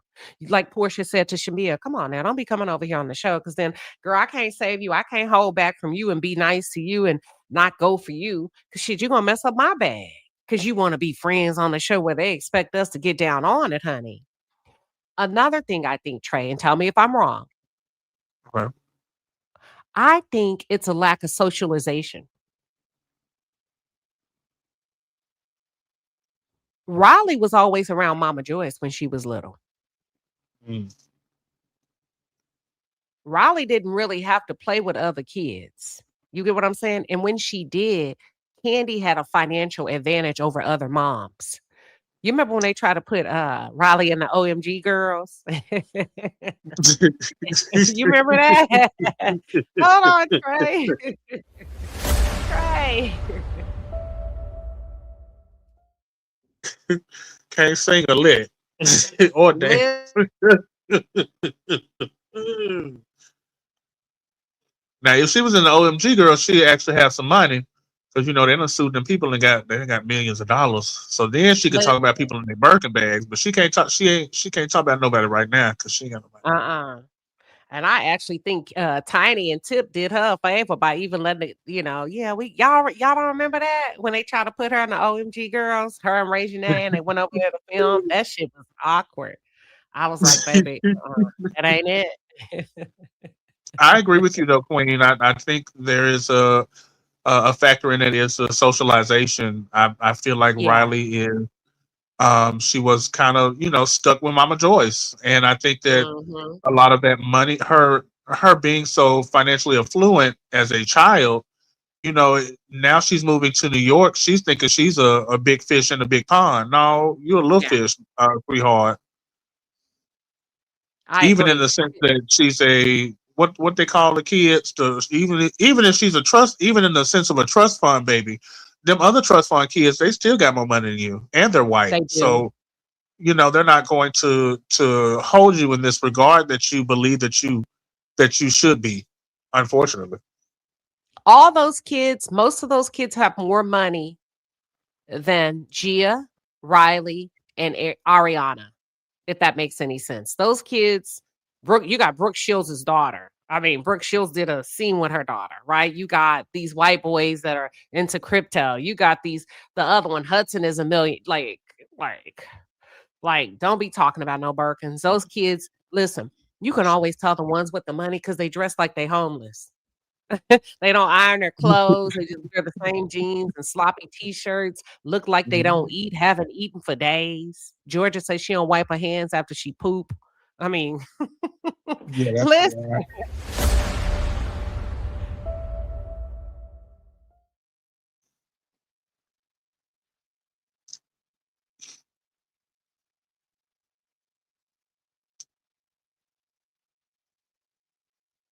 Yeah, Ariana's ex is loaded. They're loaded. Those kids have a lot of money, and you don't hear them throwing out at each other what they can and can't do. I don't like that. I Right. don't ever do that. You know what I'm saying? Because that to me, and Trey, let me know if you can hear me. I can hear you. Okay. Because to me, that means you would talk to regular kids that you meet in college like they ain't shit. People that just working hard to send their kids to college and may have moved to New York City and got to take a job as a waiter or a waitress. And if you're talking to the rich kids like that who got way more money than you, maybe not, you get what I'm saying? Oh, this isn't a part of you. You can't even afford a Birkin. Girl, shut your ass up. Exactly. Ain't nobody trying to make nobody feel less than. All right. Asses. You do get to learn, live, and grow. Get that out of your head. Apologize and move on. Hell, Right. Teresa Jr.'s daughter, Melania, just got arrested for putting her hands on somebody. You get to learn. You get to live. You get to grow. All y'all gonna be in the headlines. Trey? And Riley, you got to learn, live, and grow all the way throughout Housewives. You weren't no focal point on Housewives. You may have had a few scenes here and there, but wasn't nobody worried about what Riley was doing for the most part. We was worried about what the actual cast members on the show were talking about. And then you decide once you move to New York, you decided to be filmed on camera. That was your decision. That wasn't Candy's decision. You decided to put yourself on TV and be a focal point. Right. So this idea or this excuse of, oh well, I can't live, learn, and grow. Yes, you can. You can do it with Yeah. or without the camera. You need to learn how to stop drinking on camera or just in general. That's the Nah, not on problem. camera. Shit, in general, because we still don't want her to slap a bitch with a piece of pizza off camera. I mean, We don't. you know. Don't, especially like if it's your daughter, your kid. So, Right. just get you some wine, baby. That's it. Now Trey, you said you didn't like Raleigh's curly hair. I like her curly hair. I like the curly wig better than this wig, Me but I too. don't See, still, yeah. This one is given. She works hard for the money. yeah. So hard for the money. Yes, I this one I don't like. It's given I don't like this one at Raleigh J. all. Blige. It's older wig. I don't like it. I It like that doesn't frame. curly wig. I'll say the curly wig frames her face better. Yeah. This one, it doesn't frame her face well. Yeah, I And the like color, I don't like the color on her. yeah. And I think Raleigh would look cute with a bob too. A nice bob. But let's continue. Mhm. What else we got? And then we're gonna go to a different topic, y'all. That's what we have with that. I want to go to they say Riley said Candy cut her off. Let's see. Let's talk about this. My mom is Candy Burris, and people might remember me from Real Housewives of Atlanta as a kid. I'm a TV person. Hannah Montana's on. You saying you'd rather not talk to me and watch TV? Is that what you're trying to say to me? No. I just graduated a month ago from NYU with a major in music business. I really want to work in the music industry. I feel stressed and on a time crunch because my mom has given me 1 year before she cuts me off financially. It is big shoes to fill. The pressure is definitely on. Me saying that in the most monotone. Literally, I was thinking that. If you said like the pressure is definitely on. My mom is Candy Burris, and people. Cute dog, Raleigh. Cute dog. So she said that the pressure was on because her mom gave her Trey. She said her mama gave her a year. I remember that after from last graduating. year. Yeah, I think that was on last season. I think that was a part of last season, her storyline. gotcha. Was that. But I don't believe that she got cut off, though. Me neither. And that's fine. I mean, shoot, if you got it, you got it. You know what I'm saying? Yeah. Y'all, I want to go. Can we switch gears? Listen to this. Okay, I don't know which way I want to go with this. Okay, I know where I want to go. Y'all, I came across this topic. I'm not going to even tee it up. I'm going to just play it. Here we go.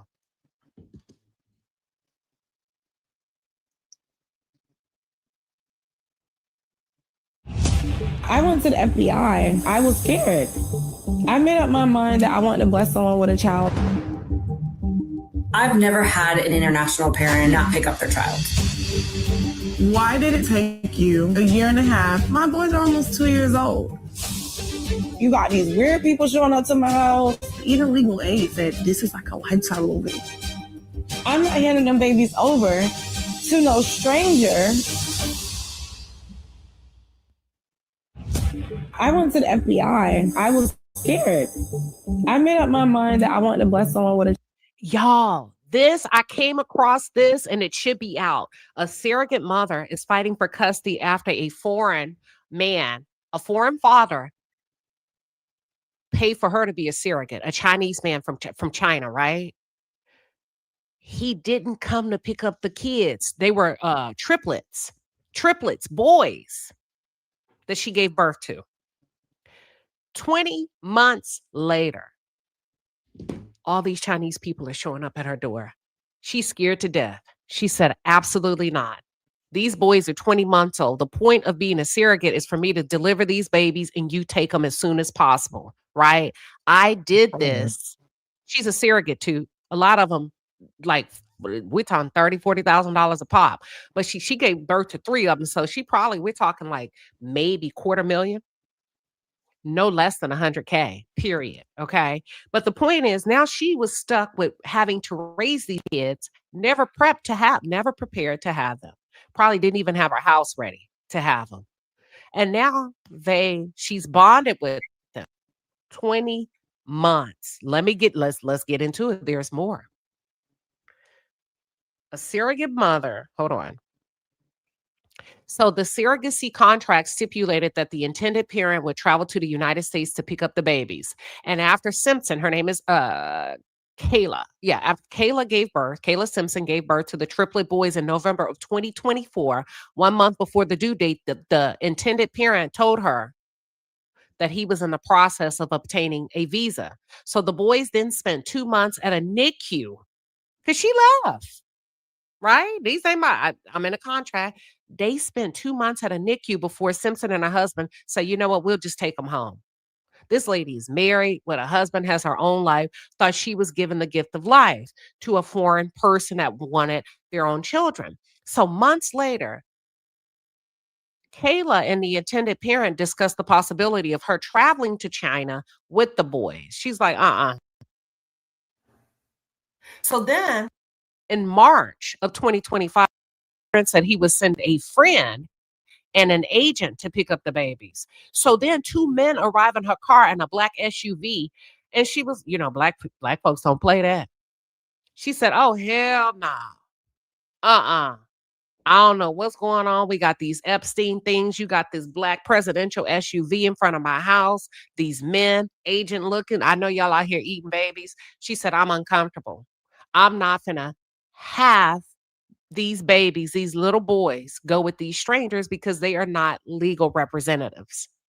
So then in August, one of the triplets died, y'all, from RSV complications. And according to Kayla, the intended parent didn't contact her again until February of 2026. So now we get to May of 2026. She started the process to terminate the intended parent's parental rights to officially adopt the remaining 2 boys. And that's when the intended parent filed for an emergency order of removal. And in June, the boys were taken from her and placed in cradle care. On July that's this month of 2026, she filed an emergency motion to prevent the boys from being removed from the United States. A judge denied her motion, but she has a hearing scheduled for July 29th. Her argument is that, listen, this man had 20 months to pick the boys up. And she feels that at this point, it's in the baby's best interest for her to keep them. Y'all, this is so sad and so intriguing and crazy at the same time. Trey, what are your thoughts? I'm still trying to get my thoughts together because on one hand, I'm thinking, so they transferred the inseminated egg, which was a China man and a China woman, to America, right? And that's what they implanted into this surrogate, correct? So she's having the baby of the 2 China people, right? Yeah, she had his baby. 3. Well, we don't know who's sperm and egg. All we know is she delivered 3 Mandarin babies. Okay, so triplet boys. Yeah. Okay, because I'm looking at the skin tone. I'm just kind of confused. The hell, it's like it seems as though that she was just a surrogate as far as it really had nothing to do with her, but the body to hold the baby. So it really wasn't right. So then when I think about the time frame, it's like, isn't this right around the time that we started the beef with China? So the man can't get over here because of the beef that President Trump done started with China. And you remember China, they was cutting off all the Birkin bags and all the other stuff and telling people to go buy it from them. This is crazy. So then you mean so one of the children died. Then And then she had the people had came to pick the baby up, but she wouldn't let the people pick the baby up because she didn't know who it was. He didn't come. He sent an agent, a man, 2 men in an SUV. So she didn't know who the people was, or did he tell them that we were sending them? They just kind of showed up out of nowhere. He said, "I'm gonna send somebody. I can't get to the U.S. I'm gonna send somebody to come get them." First of all, 2 men in an SUV can't take care of no damn toddlers that are used to breastfeed and being held and comforted by a woman. You didn't even send a woman. I can understand that, but she knew that they were sending those people, and she still decided to decline it because she's now had some type of connection with the children now that she didn't have to care for them for a certain amount of time. Her thing was, I don't know if she ever agreed and say, "Yeah, you sending them? Yeah, I'll have the boys ready," because the boys would have been ready to go if there was a meeting of the minds. It doesn't sound like there was a meeting of the minds, and he sent the people to come to her house anyway. Now, let me clarify. Thank you, MKP. She said they're not mixed. These are full-blown Asian babies. She was just an oven. That's what I was thinking. She should have gave them people them babies. Then, ma'am, they're not your kids. They're not your kids. Okay. For real? I'm sorry. In my opinion, I don't listen. Okay, after 20 months, just give them up. Okay, they want me to repeat the dates. Hold on. Let me repeat the dates. Give me 1 second. Right, Vonda. She should have gave them people. She should have gave them kids up. All right. Here's what they would say. Repeat the dates. Give me 1 second. All right. She was in a surrogacy contract. And the contract said that the parent, would travel to the United States to pick up the babies. Not a representative, not an agent. Y'all listen. This is a contract. This is business. Meaning can somebody look up cradle care for me? I don't like how the system works. I know I'm going off topic.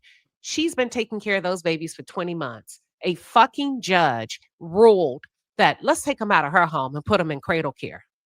Now, for me, this is indicative that they're going to take those kids back to China, that the judge is trying to wean them off of you. Right. That's so cruel to me. When we talk about the benefit of the children, the psychological well-being, to me, that's indicative that the court is going to rule against her. Because if they're just snatching those babies up, putting them in cradle care. What's cradle care? Can somebody give me the formal definition? All right. She gave birth in November of 2020. American Born put it in the I'm sorry. American Born put it in the comments, the cradle care. Okay, let me go ahead and highlight it. All right, let me save it. Give me 1 second, y'all. Sorry. She gave birth in November of 2024.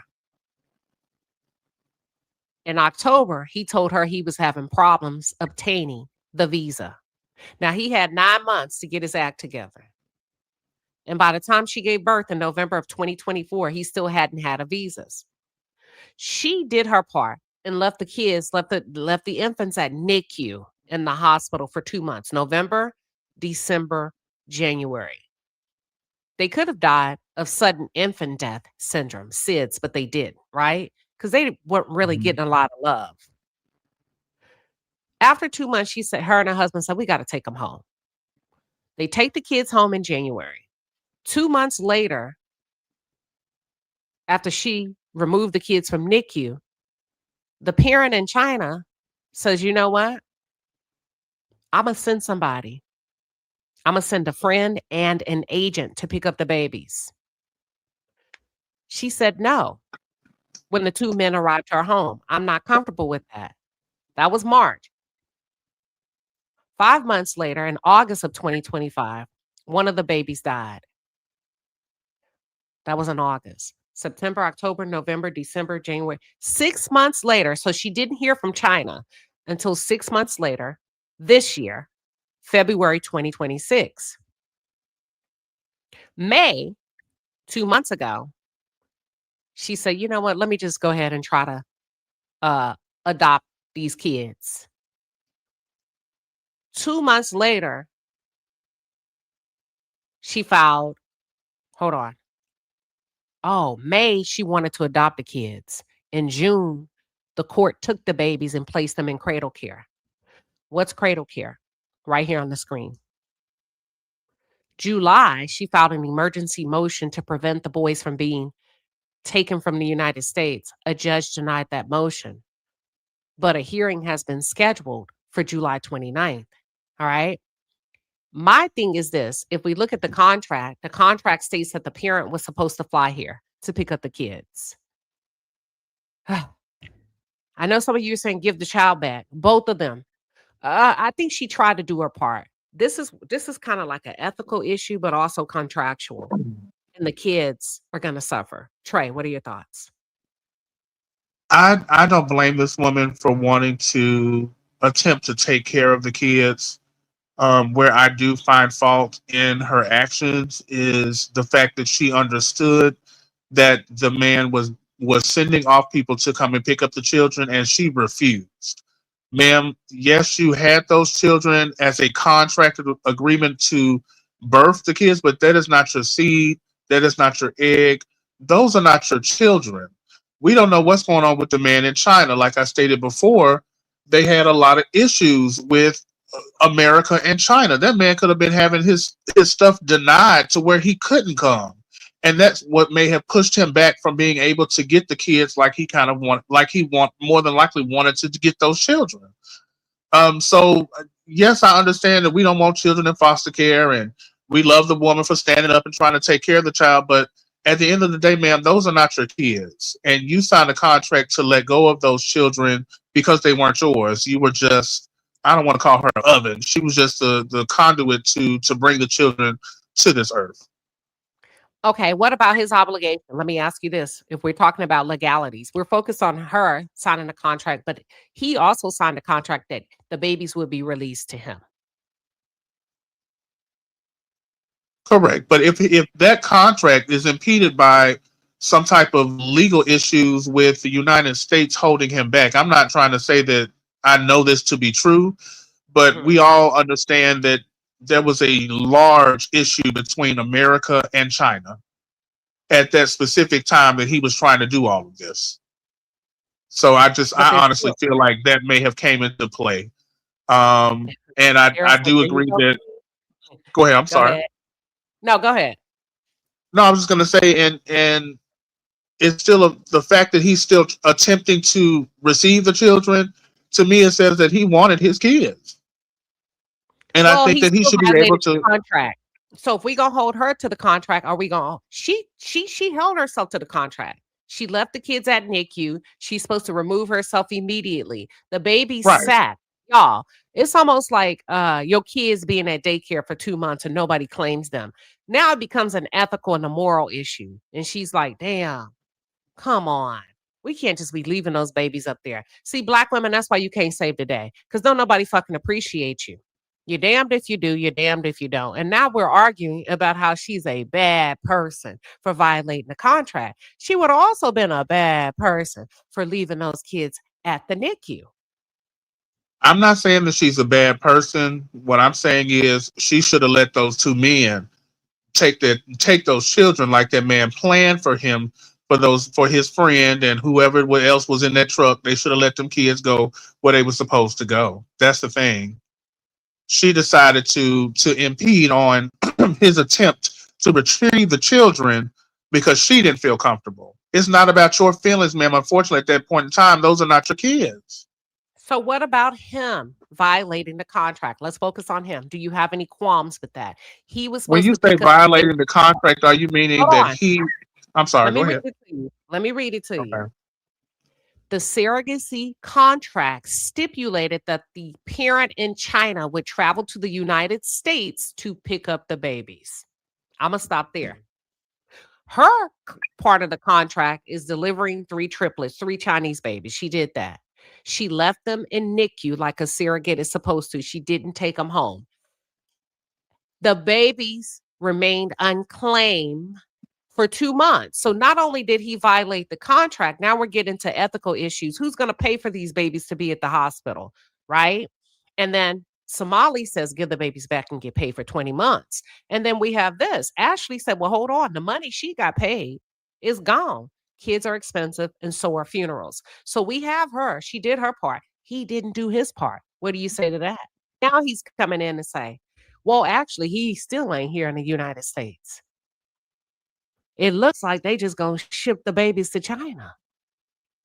I agree with Somali Queen. I believe that the lady should be compensated for the time that she took the children and to care for the kids. However, once again, those are not her kids. She needs to send the babies to China because the man is still trying to get the children. We can't assume that he's the people that he sent were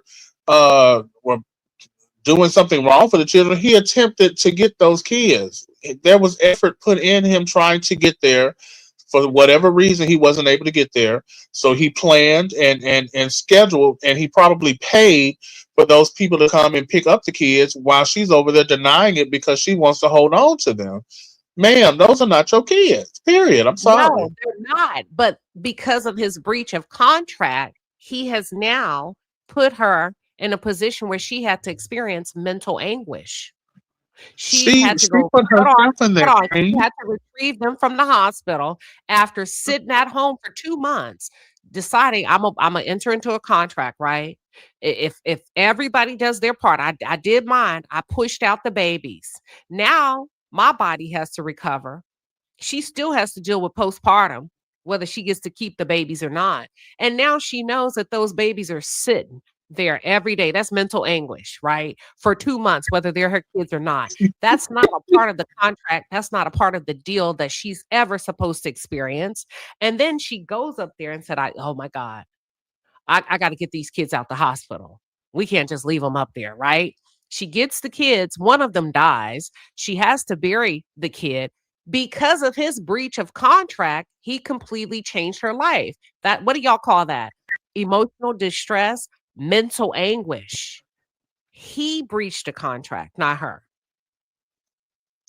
Queen, the contract for them to get the kids has nothing to do with her after she has the children. She was paid for what she did. All she had to do was keep her ass at home and enjoy the money that she made for having those kids. She made the decision to go back up to that hospital and take those kids. Those kids could have been they could have been put in that same foster care situation without her having to trying to go up there and get the kids. That was her own choice to do that. So she's putting herself in a situation where now she's experiencing mental anguish and postpartum and this, that, and the third. Trey, the hospital, listen. She made that decision. She was calling up into that hospital trying to check and see. The hospital didn't tell her, girl, come up here and get these kids because the man ain't come. They didn't tell her that. They didn't tell that lady, oh girl, come get these kids because they just sitting up here. No, I don't believe it. No, Trey, we can't just leave no kids. I'm sure the hospital called. Okay, and where is the China mama? Where is the China mama at? The lady who gave her eggs. The surrogacy is supposed to be a warm handoff. He was supposed to be there to receive the children so that it's a warm. He interrupted that process for whatever reason. But let's continue, Trey. They say you wrong as hell. My God. Hold on. Let's continue because they hold on. Here we go.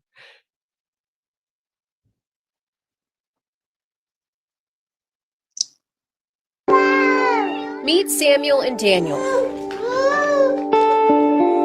20-month-old boy is born to surrogate Kyla Simpson.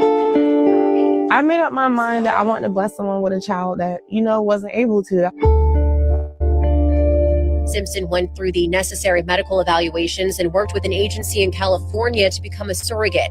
She was approved and matched with an intended parent, a single man from China. Through IVF, she became pregnant with triplets. From the start, both... Y'all, a single man from China, not a married man that's going to send other men to pick up the baby. So that's a piece of the puzzle we were missing that we now have access to. Because you remember I said, now, why would you send men for toddlers? They're not going to be able to handle these little babies. A single man from China. Oh, let's continue. Simpson and the intended parent had legal representation. They both signed a gestational surrogacy contract detailing the pregnancy process and how much Simpson would be compensated along the way. Hold on. She didn't get that much, y'all. Oh my God. But she Y'all, agreed she to it. didn't get that much. Do you see how much she got, Trey? It Do don't you matter. see She it? agreed to it. She agreed to it. Y'all Damn. talking about this bond. That's not even her egg. That's not even her egg. Nor is it her sperm. What are we talking about? She need to get them Hold kids on. away.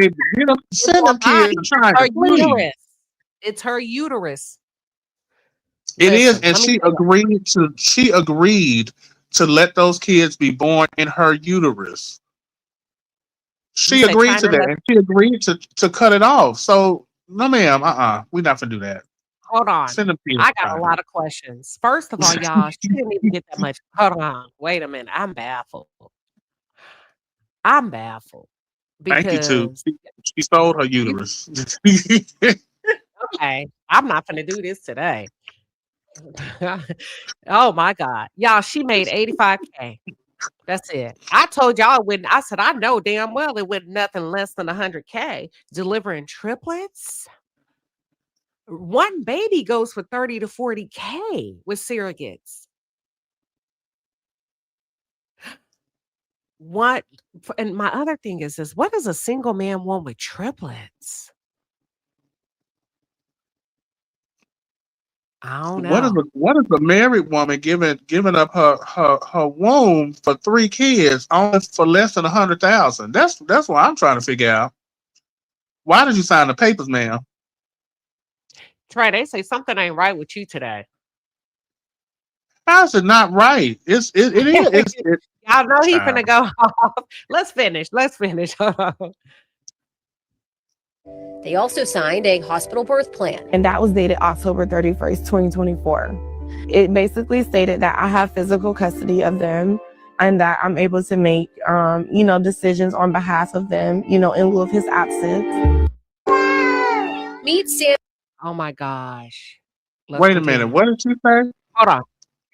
She said Simpson something gave about birth she about a can make. month before her due date, November 4th, 2024. She tells me the boys stayed in the NICU for about 2 months while they grew stronger. My computer has a slight lag, so give me a second. A visa to visit the U.S. and pick up his children, according to their gestational surrogacy hospital plans. That's Instagram. They had a hospital If plan. you can replay it, because I might have to change my mind if I heard what I thought I heard. Let's play. Here we go.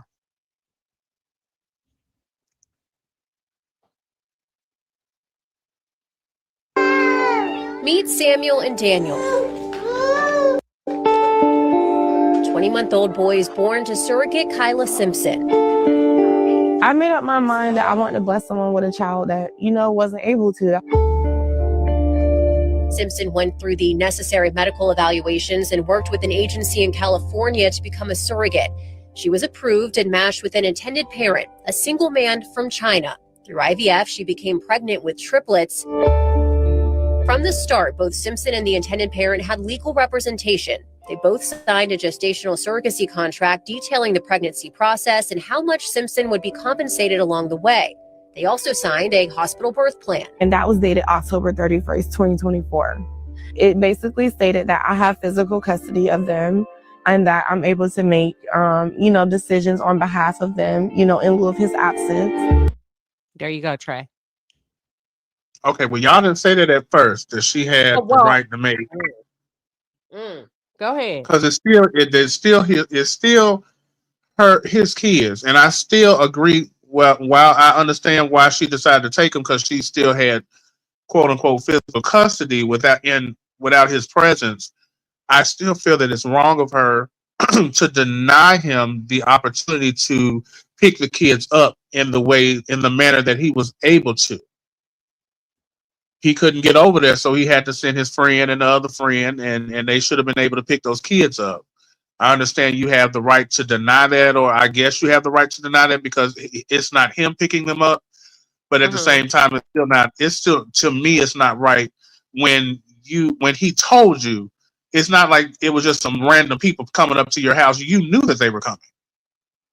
You knew they was coming to pick the kid up, and you said, well, no, I'm not going to let y'all do that. You knew that you were having a baby for a single man. You knew these things going in. So him being single has nothing to do with it when you signed a contract knowing that man was single.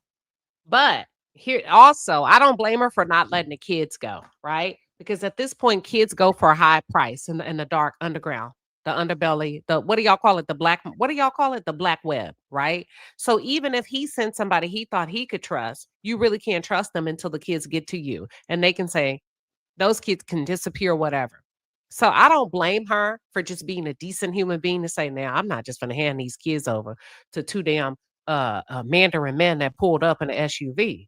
Two broke So now niggas in an you're just Escalade. assuming that the Mandarin men were predators, or they could be hell. They could have sent two women, and the two women could be I didn't predators. say nothing about predatory. So this is when maternal instincts come in, right?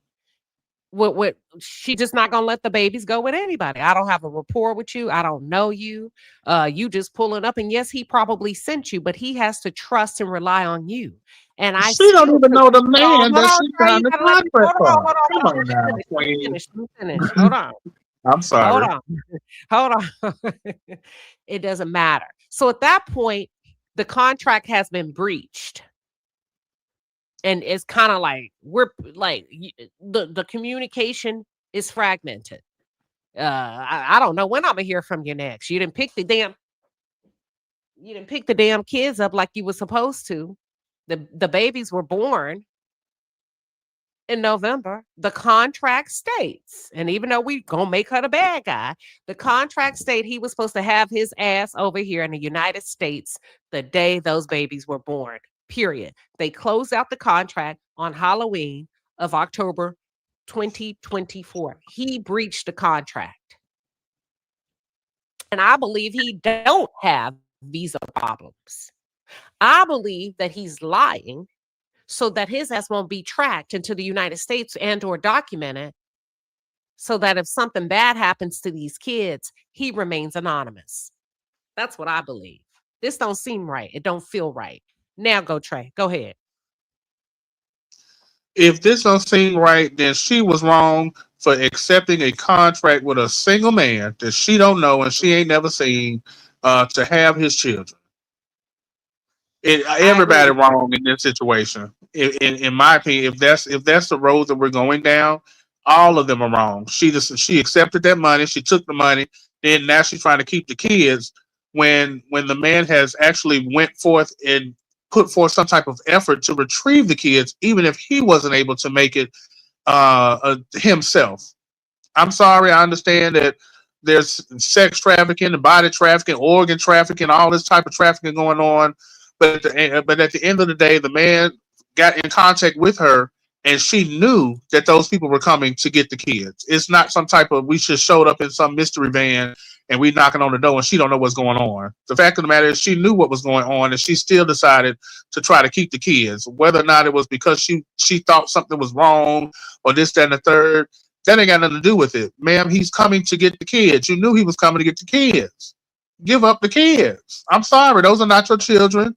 They ain't got nothing to do with your DNA, your blood, nothing. That you didn't give up your egg. He put an egg in you, somebody else's egg, with his sperm. Oh Lord. I'm sorry. $85,000. And I know the palace is calling me wrong, but y'all have to understand that once again, I am a man, and as Queen Sheba said, men, we think in the logical sense. And that is the logical sense that you signed this contract to give up them kids. You need to give up them kids, and that's why the court signed the contract to pick up them kids. But you still knew that he attempted to get the children, and he's still attempting to get the children now. That's why the court is deciding on his end, and taking them kids from her. She knows she's wrong. Hold on, okay, Michelle, talking about that's why the judge took them babies. Listen, y'all cold as hell. It is, Michelle. Thank you, Goldie. Goldie says she felt something wrong in her spirit about letting those children go when them people showed up. Child. Her contract allowed her. Hold on. Her contract allowed her to make decisions in the best interest of the children. Now, here's the thing. Thank you, Sexy RN, who's a medical professional. The contract never stated what with strangers. That's the part that Trey is overlooking. For some reason, he do not want to say, yes, he did violate. Because, yes, she signed the contract to have those kids, and she had those kids and took her black ass Everybody's a home. stranger, Hold Queen. on. Where is he? He is a stranger to still her. ain't What got does she mean? The contract never stated with strangers. He said that he was sending his friends, so he knows the people that are That's coming not to in get the them. contract, Trey. That's what we trying to tell you. You can't just tell me, oh, my homeboy gonna come get the babies from the hospital. No, that's not what we signed up for. She signed up to have the babies and gone about her business. That's what she signed up for. I want to come back to this comment. Trey, listen, hold on. Hold on, Trey. I had a comment. Hold on, I had a comment that I Y'all wanted too to deep into the emotional side. That's the problem. Oh, Trey, they got their own opinion like you got yours. Now. You can't be telling them that we women. We gonna be emotional about some baby. Oh, I know what the That's what I'm comment is. saying. Y'all too deep into the cycle. Oh, she's going through womb envy. Oh, she's going through postpartum. She's going through this, going through that. She knew what she was signing up for when she decided to be a surrogate. Those are the things that comes with being a surrogate. You're going to have those motherly feelings, but at the same time, you have to put those aside because you know and you understand and you signed a contract knowing that those children were not yours. Oh, Lord. So there was a comment, and I think it was Carolina's Finest. Here it is. I found it. Carolina, no, this isn't true. You said maternal instinct can't be given to a person that ain't had a child. That's not true. Maternal instinct is not biological. Did y'all know that? Research indicates that maternal instinct, it's more cultural. It's not a fixed biological imperative, right? It's actually not automatic. And it's not strictly tied to giving birth. Psychologists and anthropologists view caring, empathy, and nurturing as learned behaviors and adaptable human responses. It has nothing to do with pushing out a child. You do not have to have a child to have empathy, a caregiving, a nurturing position. Maternal instincts are not automatic and they're not biological. Hence, just because you give birth doesn't mean that you will be maternal. Y'all got it? I'm glad you posted that. That was a great comment. I found it. But I thought that was one to get technical on. All right. They say go back to sleep. Ooh. Baby, it's 2:16. I've been awake since 9:00 in the morning. What are we talking about? All right. Let's finish. Here we go. I think we got that. So we got that one. Let's go to the next one.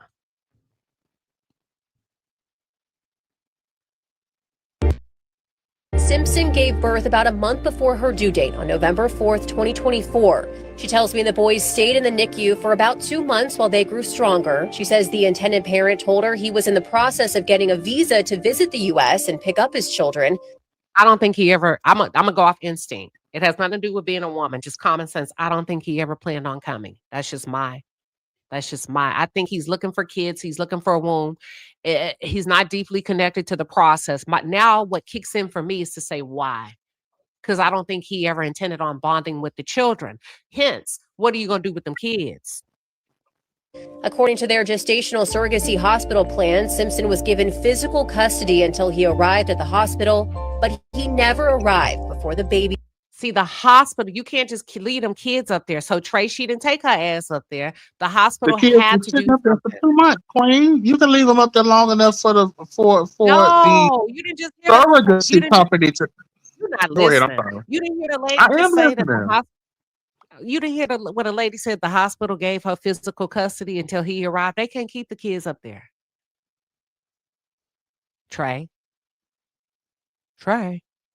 Huh? Oh, he can hear me. No, I heard what you said. At the end of the day, the lady should have gave the kids when she had the opportunity. The man sent those people, his friends, because when we're not even talking about the where is the damn what they call it, the company that these people went through. Where are they at? Because for you to tell me, oh, this man, they're reading it. They're reading you the contract from the company.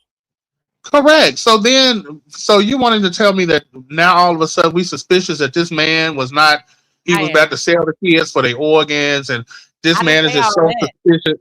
You were insinuating that there is something suspicious about this man, and he never, and that he never. So that falls upon the company that she signed the contract with, because at some point, wouldn't they be needing to do some type of research on this person? Going too deep. You going too deep. That's not what I'm talking about.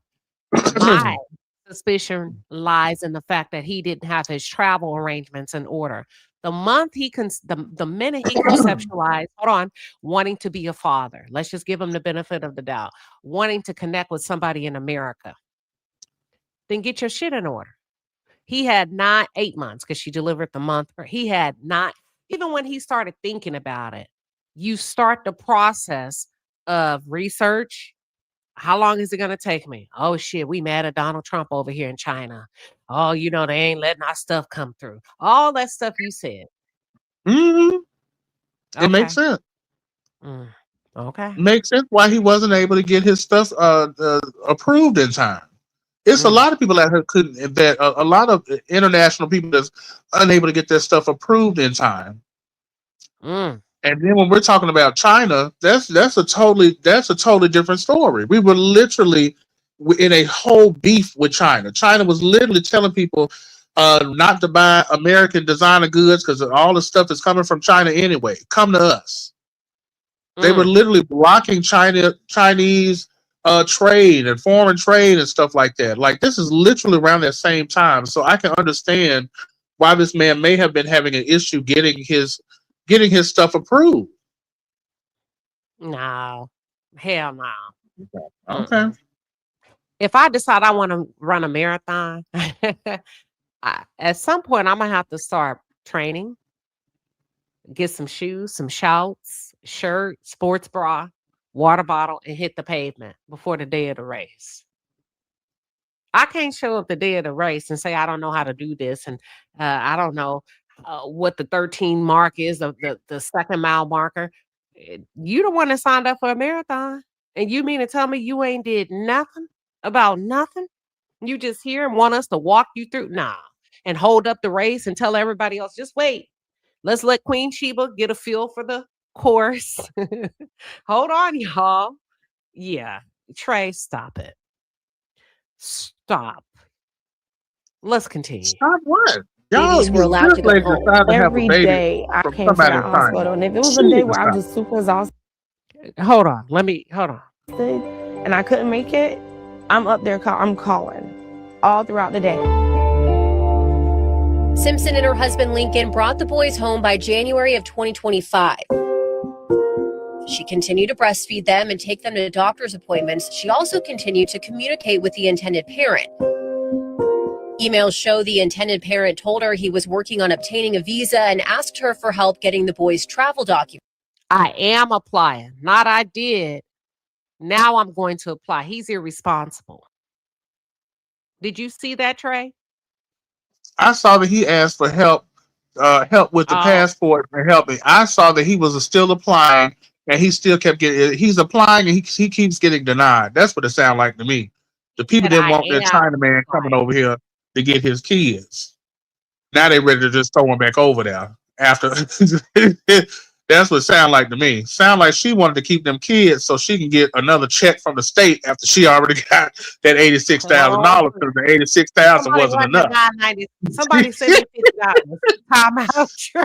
She wanted some food stamps. That's what she wanted.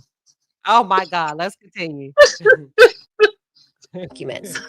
Simpson gave birth about a month before her due date on November 4th, 2024. She tells me the boys stayed in the NICU for about 2 months while they grew stronger. She says the intended parent told her he was in the process of getting a visa to visit the U.S. and pick up his children. According to their gestational surrogacy hospital plan, Simpson was given physical custody until he arrived at the hospital, but he never arrived before the babies were allowed to go home. Every day I came. They cute. One of them fat. You could tell he eat a lot. You see them fat legs right here? The one on the... You see that one, Trey? And the blue and red? Mm-hmm. Yeah, they over there eating all that processed American food. All the meal. No, she breastfed. She can't be hospital. And if it was a day where I'm just super exhausted and I couldn't make it, I'm up there, I'm calling all throughout the day. Simpson and her husband Lincoln brought the boys home by January of 2025. She continued to breastfeed them and take them to doctor's appointments. She also continued to communicate with the intended parent. Emails show the intended parent told her he was working on. Since you missed it, there it is. Hope everything is going well. I am applying for my U.S. visa and will something back to China at any time because he has to help me to pick them up if you. All right. The man is Mandarin, Queen. English is not his first language. Y'all taking this stuff too literally. What he said was what he meant was he already applied, and they keep denying him. So he got to keep the process going. Okay. Asked her for help getting the boys' travel documents. Simpson gave birth about a month. Hold on, let me go to the next one.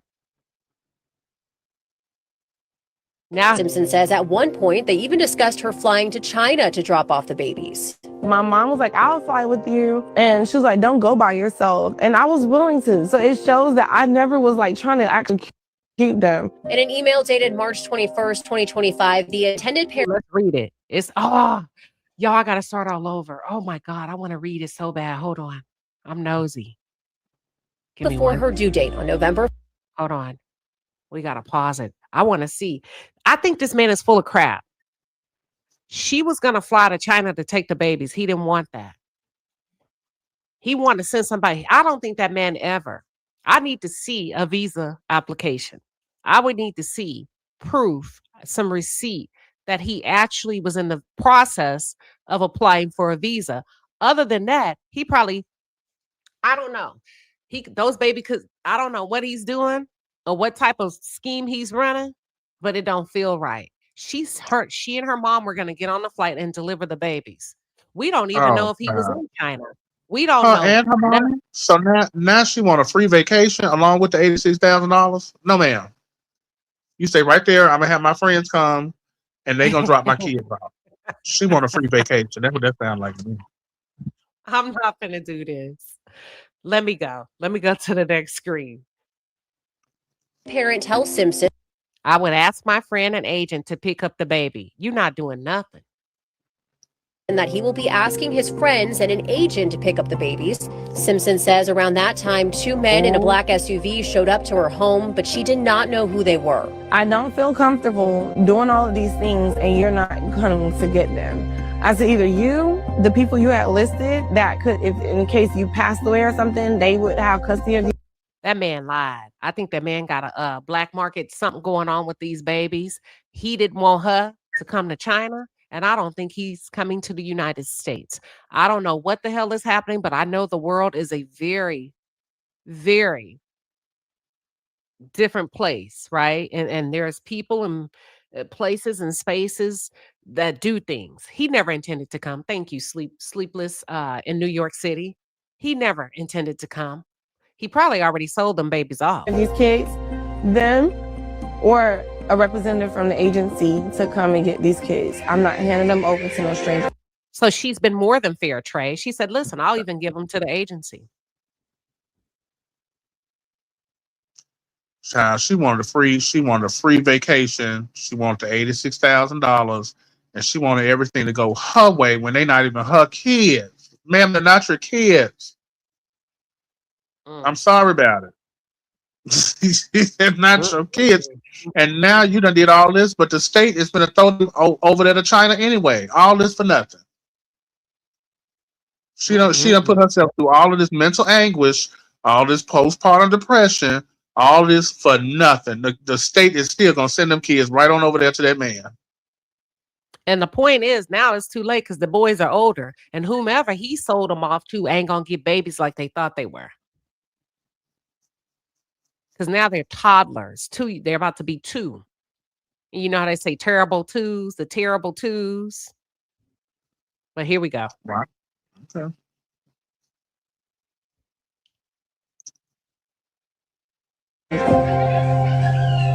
Simpson tells me communication with the intended parent broke down in the following months. Then in August of 2025, one of the triplets, baby Christopher, passed away from complications with RSV. Simpson says at one point they even discussed her flying. That's so sad. And then once he get them kids, he can separate them kids. Like them boys are joined at the hips. Let's go to the next slide. I broke down crying over him. They had to pull me out the room because I was crying. I'm like, Chris, say something. That was like my most bubbly baby. Simpson says she did not hear from the intended parent again until February of this year. What, Mama? In May, Simpson began the legal process of terminating the intended parent's parental rights to formally adopt the boys. The crazy part about psychology and biology is those boys will forever be imprinted, and subconsciously they may be drawn to African American or darker women and not even know why, if they don't remember, and if they are transported back to China. Does that make sense? Because of the imprint that she's made on them. And I hope they are, because them Chinese people, they're very particular about having white, pale, ghostly skin. So I hope them little Chinese boys do take into affection of another Mandarin woman who may have darker skin than some of the other women, and she might get that might work out in their favor. How about that? All right, let's finish that lady this clip. And then she was selfish. She wanted to keep them kids for herself. When she should have just gave the kids up to the people. Let the Mandarin kids learn how to be Mandarin. Yeah, I say our kids because blood doesn't matter to me. How they look doesn't matter to me. Color doesn't matter. I birthed them. The intended parent has since retained an attorney who filed an emergency motion to take the boys from Simpson's custody. A St. Johns County judge approved that order, and the boys have been in someone else's care since June 17th. Simpson's attorney has now filed an emergency motion to prevent the boys' removal from the U.S. while the case continues in court. But as the children get closer to their second birthday, this case is bringing up questions about what happens when an intended parent does not pick up their children. I broke down crying. Oh, Nick, your girl next door. What are your thoughts? Welcome to the conversation. Hey, Queen, Trey, you hitting that nerve, hon. But for real, you have to remember, these kids are Chinese kids, I guess, with the egg and the sperm. That's a different culture. So we don't even know how comfortable he is accepting the children, seeing that it's in fact coming from a Black mother. So I don't even feel comfortable. If a man wanted those children, he would have did what he had to do. I'm saying this, I'm from Trinidad, okay? It doesn't take that long to apply for a visa. If he knew he wanted kids, he should have done what he needed to do to have his visa ready to come and get those kids by the time she pushed those babies out. Okay, so it's anything dealing with law. Once you sign a dotted line based on the contract, you have to follow it. He breached the contract every which way. I am not letting some kids that I held on to go with nobody that I know to say, okay, let them go back and be with their father. There's no guarantee. So I'm not calling her a bad mother. I applaud her for doing what was right with those children. But be mindful, these children, like you're saying, Queen, they have this proximity to Black women, and that again may be an issue for them growing up in China. All right, Trey. I understand what you're saying, but at the same time, we keep talking about the emotions of the woman that had the kids. What about the man whose sperm produced the children? We're talking about a article or a video that was produced by American journalism that had no idea to contact that man. They didn't speak to him. We don't even have his side of so we don't know how much he might have been hurt in trying to get those kids. Right. We don't know what type of situation that his visa or whatever he needed to get over here was impacted. What was impacted by it? It could have been. I'm just assuming and giving some type of hypothetical, but it's a very strong one when we understand the situation between America and China. I'm not sure what's going on over there in Trinidad, but I strongly believe that it would probably be easier for you to get yours than it would for someone in China to get one when they can't even send stuff and they can't even do foreign trade over here. You know, to me, it just seems like we're putting all of this on this woman. And yes, I'm not trying to say that she's bad or she's wrong for drawing a connection to the children that came out of her body. But at the same time, both of them, I think both sides could have made different decisions. Well, let's be honest. If we look back when Trump got in office and he started all this nonsense, okay, majority of people that I know were still traveling overseas. So it's Mhm. only it only came to pass where he started saying, "Oh, certain countries can't travel here or do this, do that, whatever." There's still people who are from Korea, Japan, Chinese, all these other countries that are still traveling to America. So that's what I'm not understanding. And you're right, they should have reached out to him. But if he knew he wanted these babies, he should have did his due diligence before having or paying, thinking that, oh, I'm going to get these children. And then he was not in communication with the mother. That's the issue. So with him not doing that, that alone will give me pause. I'm not letting these children go because you didn't communicate with me. But the issue is I feel that man may be tied to the mafia or the fact that she is a black woman. Oh, now see there y'all All go. right, hold on. But Hold on. he agreed to have Hold it. on. Okay, Before y'all go I'm down the sorry. rabbit hole. Hold on. Before y'all go down the hold on. Before y'all go down the rabbit hole, let me finish the rest of the video. Hold on. Hold on. Let's go to the next clip.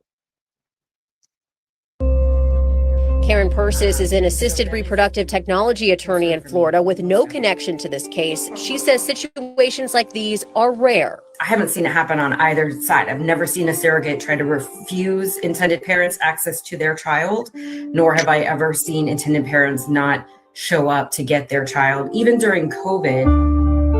Persis tells me typically international intended parents take care of everything from new birth certificates to passports, and they're usually in the U.S. for the arrival of their children. Exactly. Under Florida law, the intended parent is supposed to initiate the court process within 3 days of birth for what is called an expedited affirmation of parental status. In Simpson's case, this was done in California, but the intended parent did not amend the original birth certificates within 30 days, according to Florida law. By statute, the intended parents are presumptively the parents. So the court process that occurs post-birth is basically making sure that all the paperwork and everything was done correctly and in order. Karen Persis is in.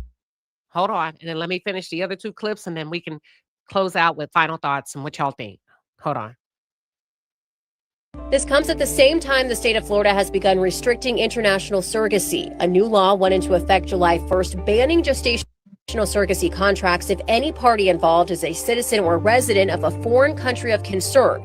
Those countries include China, Russia, Iran, North Korea, Cuba, Syria, and Venezuela. The new law does not stop Florida surrogates from working with agencies in other states that do not have the same restrictions, just as Simpson did. I asked the attorney for the intended parent in this case multiple times why he has not been able to visit the U.S. to pick up his children. I have not received an answer. 20 months since their birth, Simpson says Samuel and Daniel are now part of her family. She just wants her boys back home. You had 1.5 years to do all that you needed to do. Really 2 years because he had 9 months before your birth. But to now rip them from everything they've known. Okay, so watch this. I just learned something new. If you go to the story, it's ATM_news, right? Somebody came into the comments and she said she was only a surrogate. I bet it's a citizenship thing. Asian birthing houses are a big thing here, especially in California. Asians pay a large sum of money to come over in their last trimester to live in these houses until they give birth. After they give birth, that child will receive dual citizenship and then they go home. She said, I think this guy found a way around the current system, and especially with birthright being threatened for years. Google birthing. She said, if everybody should Google birthing tourism or maternity hotels. The FBI have been trying to crack down on this for years. What are y'all's thoughts before I go to the next slide? I mean, it makes sense. It's plausible, I would say, that comment that was made. And also, when you think about what the lady just said in the video, they have been working and they are putting into law to make it illegal for these types of births to go forth. And when we talk about these laws, people work on these laws for a long time. A lot of this stuff, it sits in with all these Congress people before it makes it to the actual stage to be voted upon. So these things could have been in work for a long time, which could have been a reason why it made it hard for him to get what he needed to get. Or he could have just been lying so that his children can get dual citizenship. And she just took the bait, and now she's been taking care of the kids for for a year, and now she about to lose them. I don't know, but she need to give up on kids. I know that much. I feel. I don't know how I feel. I don't feel children or anybody's coming and birthing children in America should be limited. Wherever the child is birthed, let them be birthed and have dual citizenship. I guess I just believe a certain way. I don't believe a system should be able to tell somebody they can't or cannot have something. So, but it's really suspicious to me why he has not came when he was supposed to come and not pick up those kids. So possibly he is in fact was trying to get dual citizenships for those babies. Now, why would he, let me ask you this, if he doesn't have citizenship as an American or dual citizenship, why would he need the kids to have it? What would be the advantage in that? To offer them a better life. Mm-hmm. We don't know what's going on over there in Mandarin. Okay. And for example, if I could say that, when my parents came here, it's in fact America is posted like, oh, it is the land of the free. You can come up here and you'll make it. So a lot of people are seeing this as the best place to come and live, whereas we see it as something different. But other countries are looking at it as, okay, I could come and I'll make it over here. And not to sound disrespectful or make it seem any kind of weird, but honestly, if that was his plan to give them dual citizenship, who best to have somebody taking care of your children than a black mother? Well, technically, they already have dual citizenship. All he has to do is get those children and file the paperwork over in China. They were already born on American soil. Right. So with him not getting the visa, that's the issue. Yeah, he might just be taking his time. You think?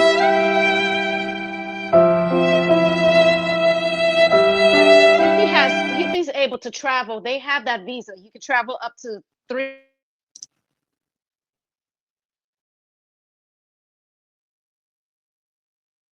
Yeah, they got you, Trey. They timed you out. They put Trey in timeout for 5 minutes. Trey, they got you. They put you now. Look, you know how the game go. It ain't personal. They said what they said. They pulled your ass from the live and put you in time out for 5 minutes. So Trey, you're not going nowhere until whatever your local time is, 47 after. I mean, unless you got that money thing. Trey said, we thank you for the super chat. Petty King. Petty LaBelle. Okay, here we go. Let's finish.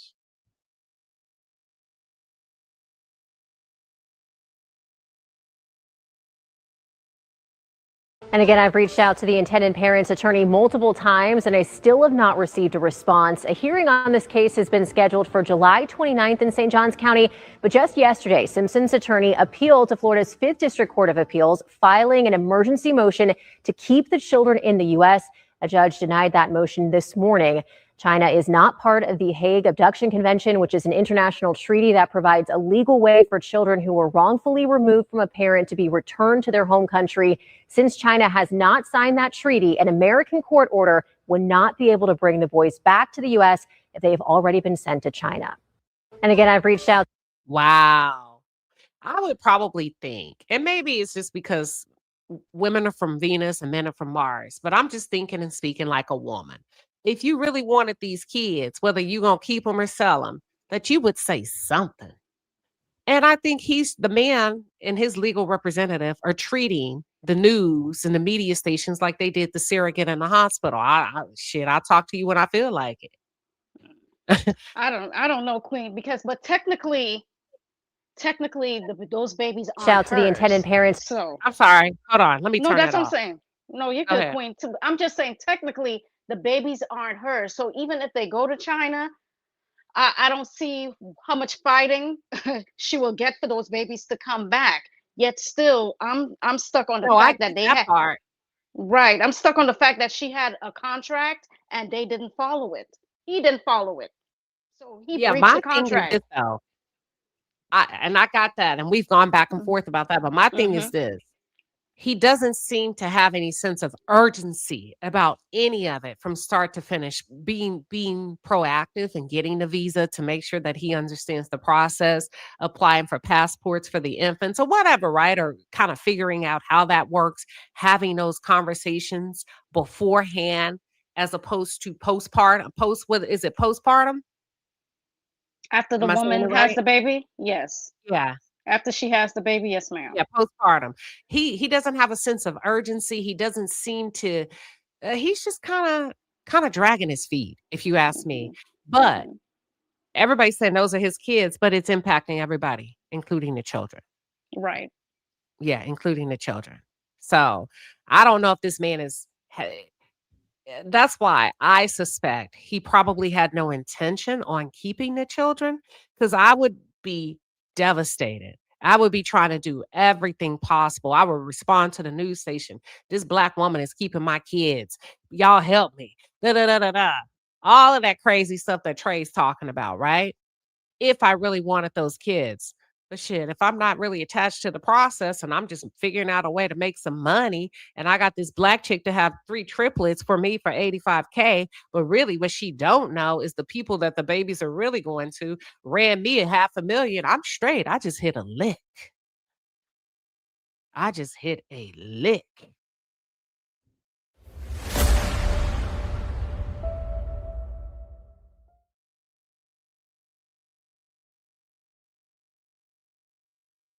It's almost like property preservation, right? When you go out and you become like a private contractor to what do you want? Preserve these properties that have been foreclosed, abandoned, whatever. So the banks kind of manage the properties for whoever the investors are.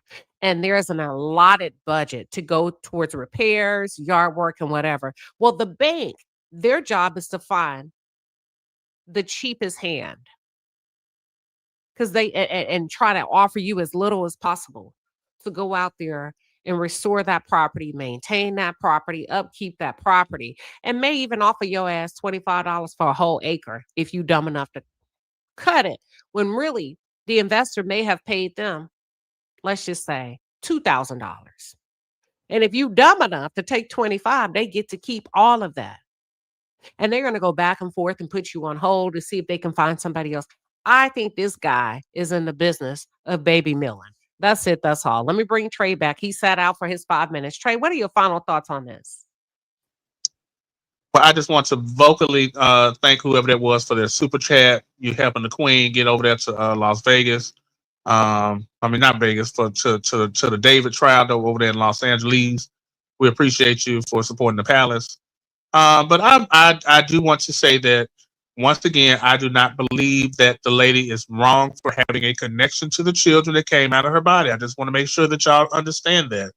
I'm not saying that, she was wrong in that sense. I get that she was going to have some type of connection, especially because in the contract it gave her, protection or care of the kids while that man was away.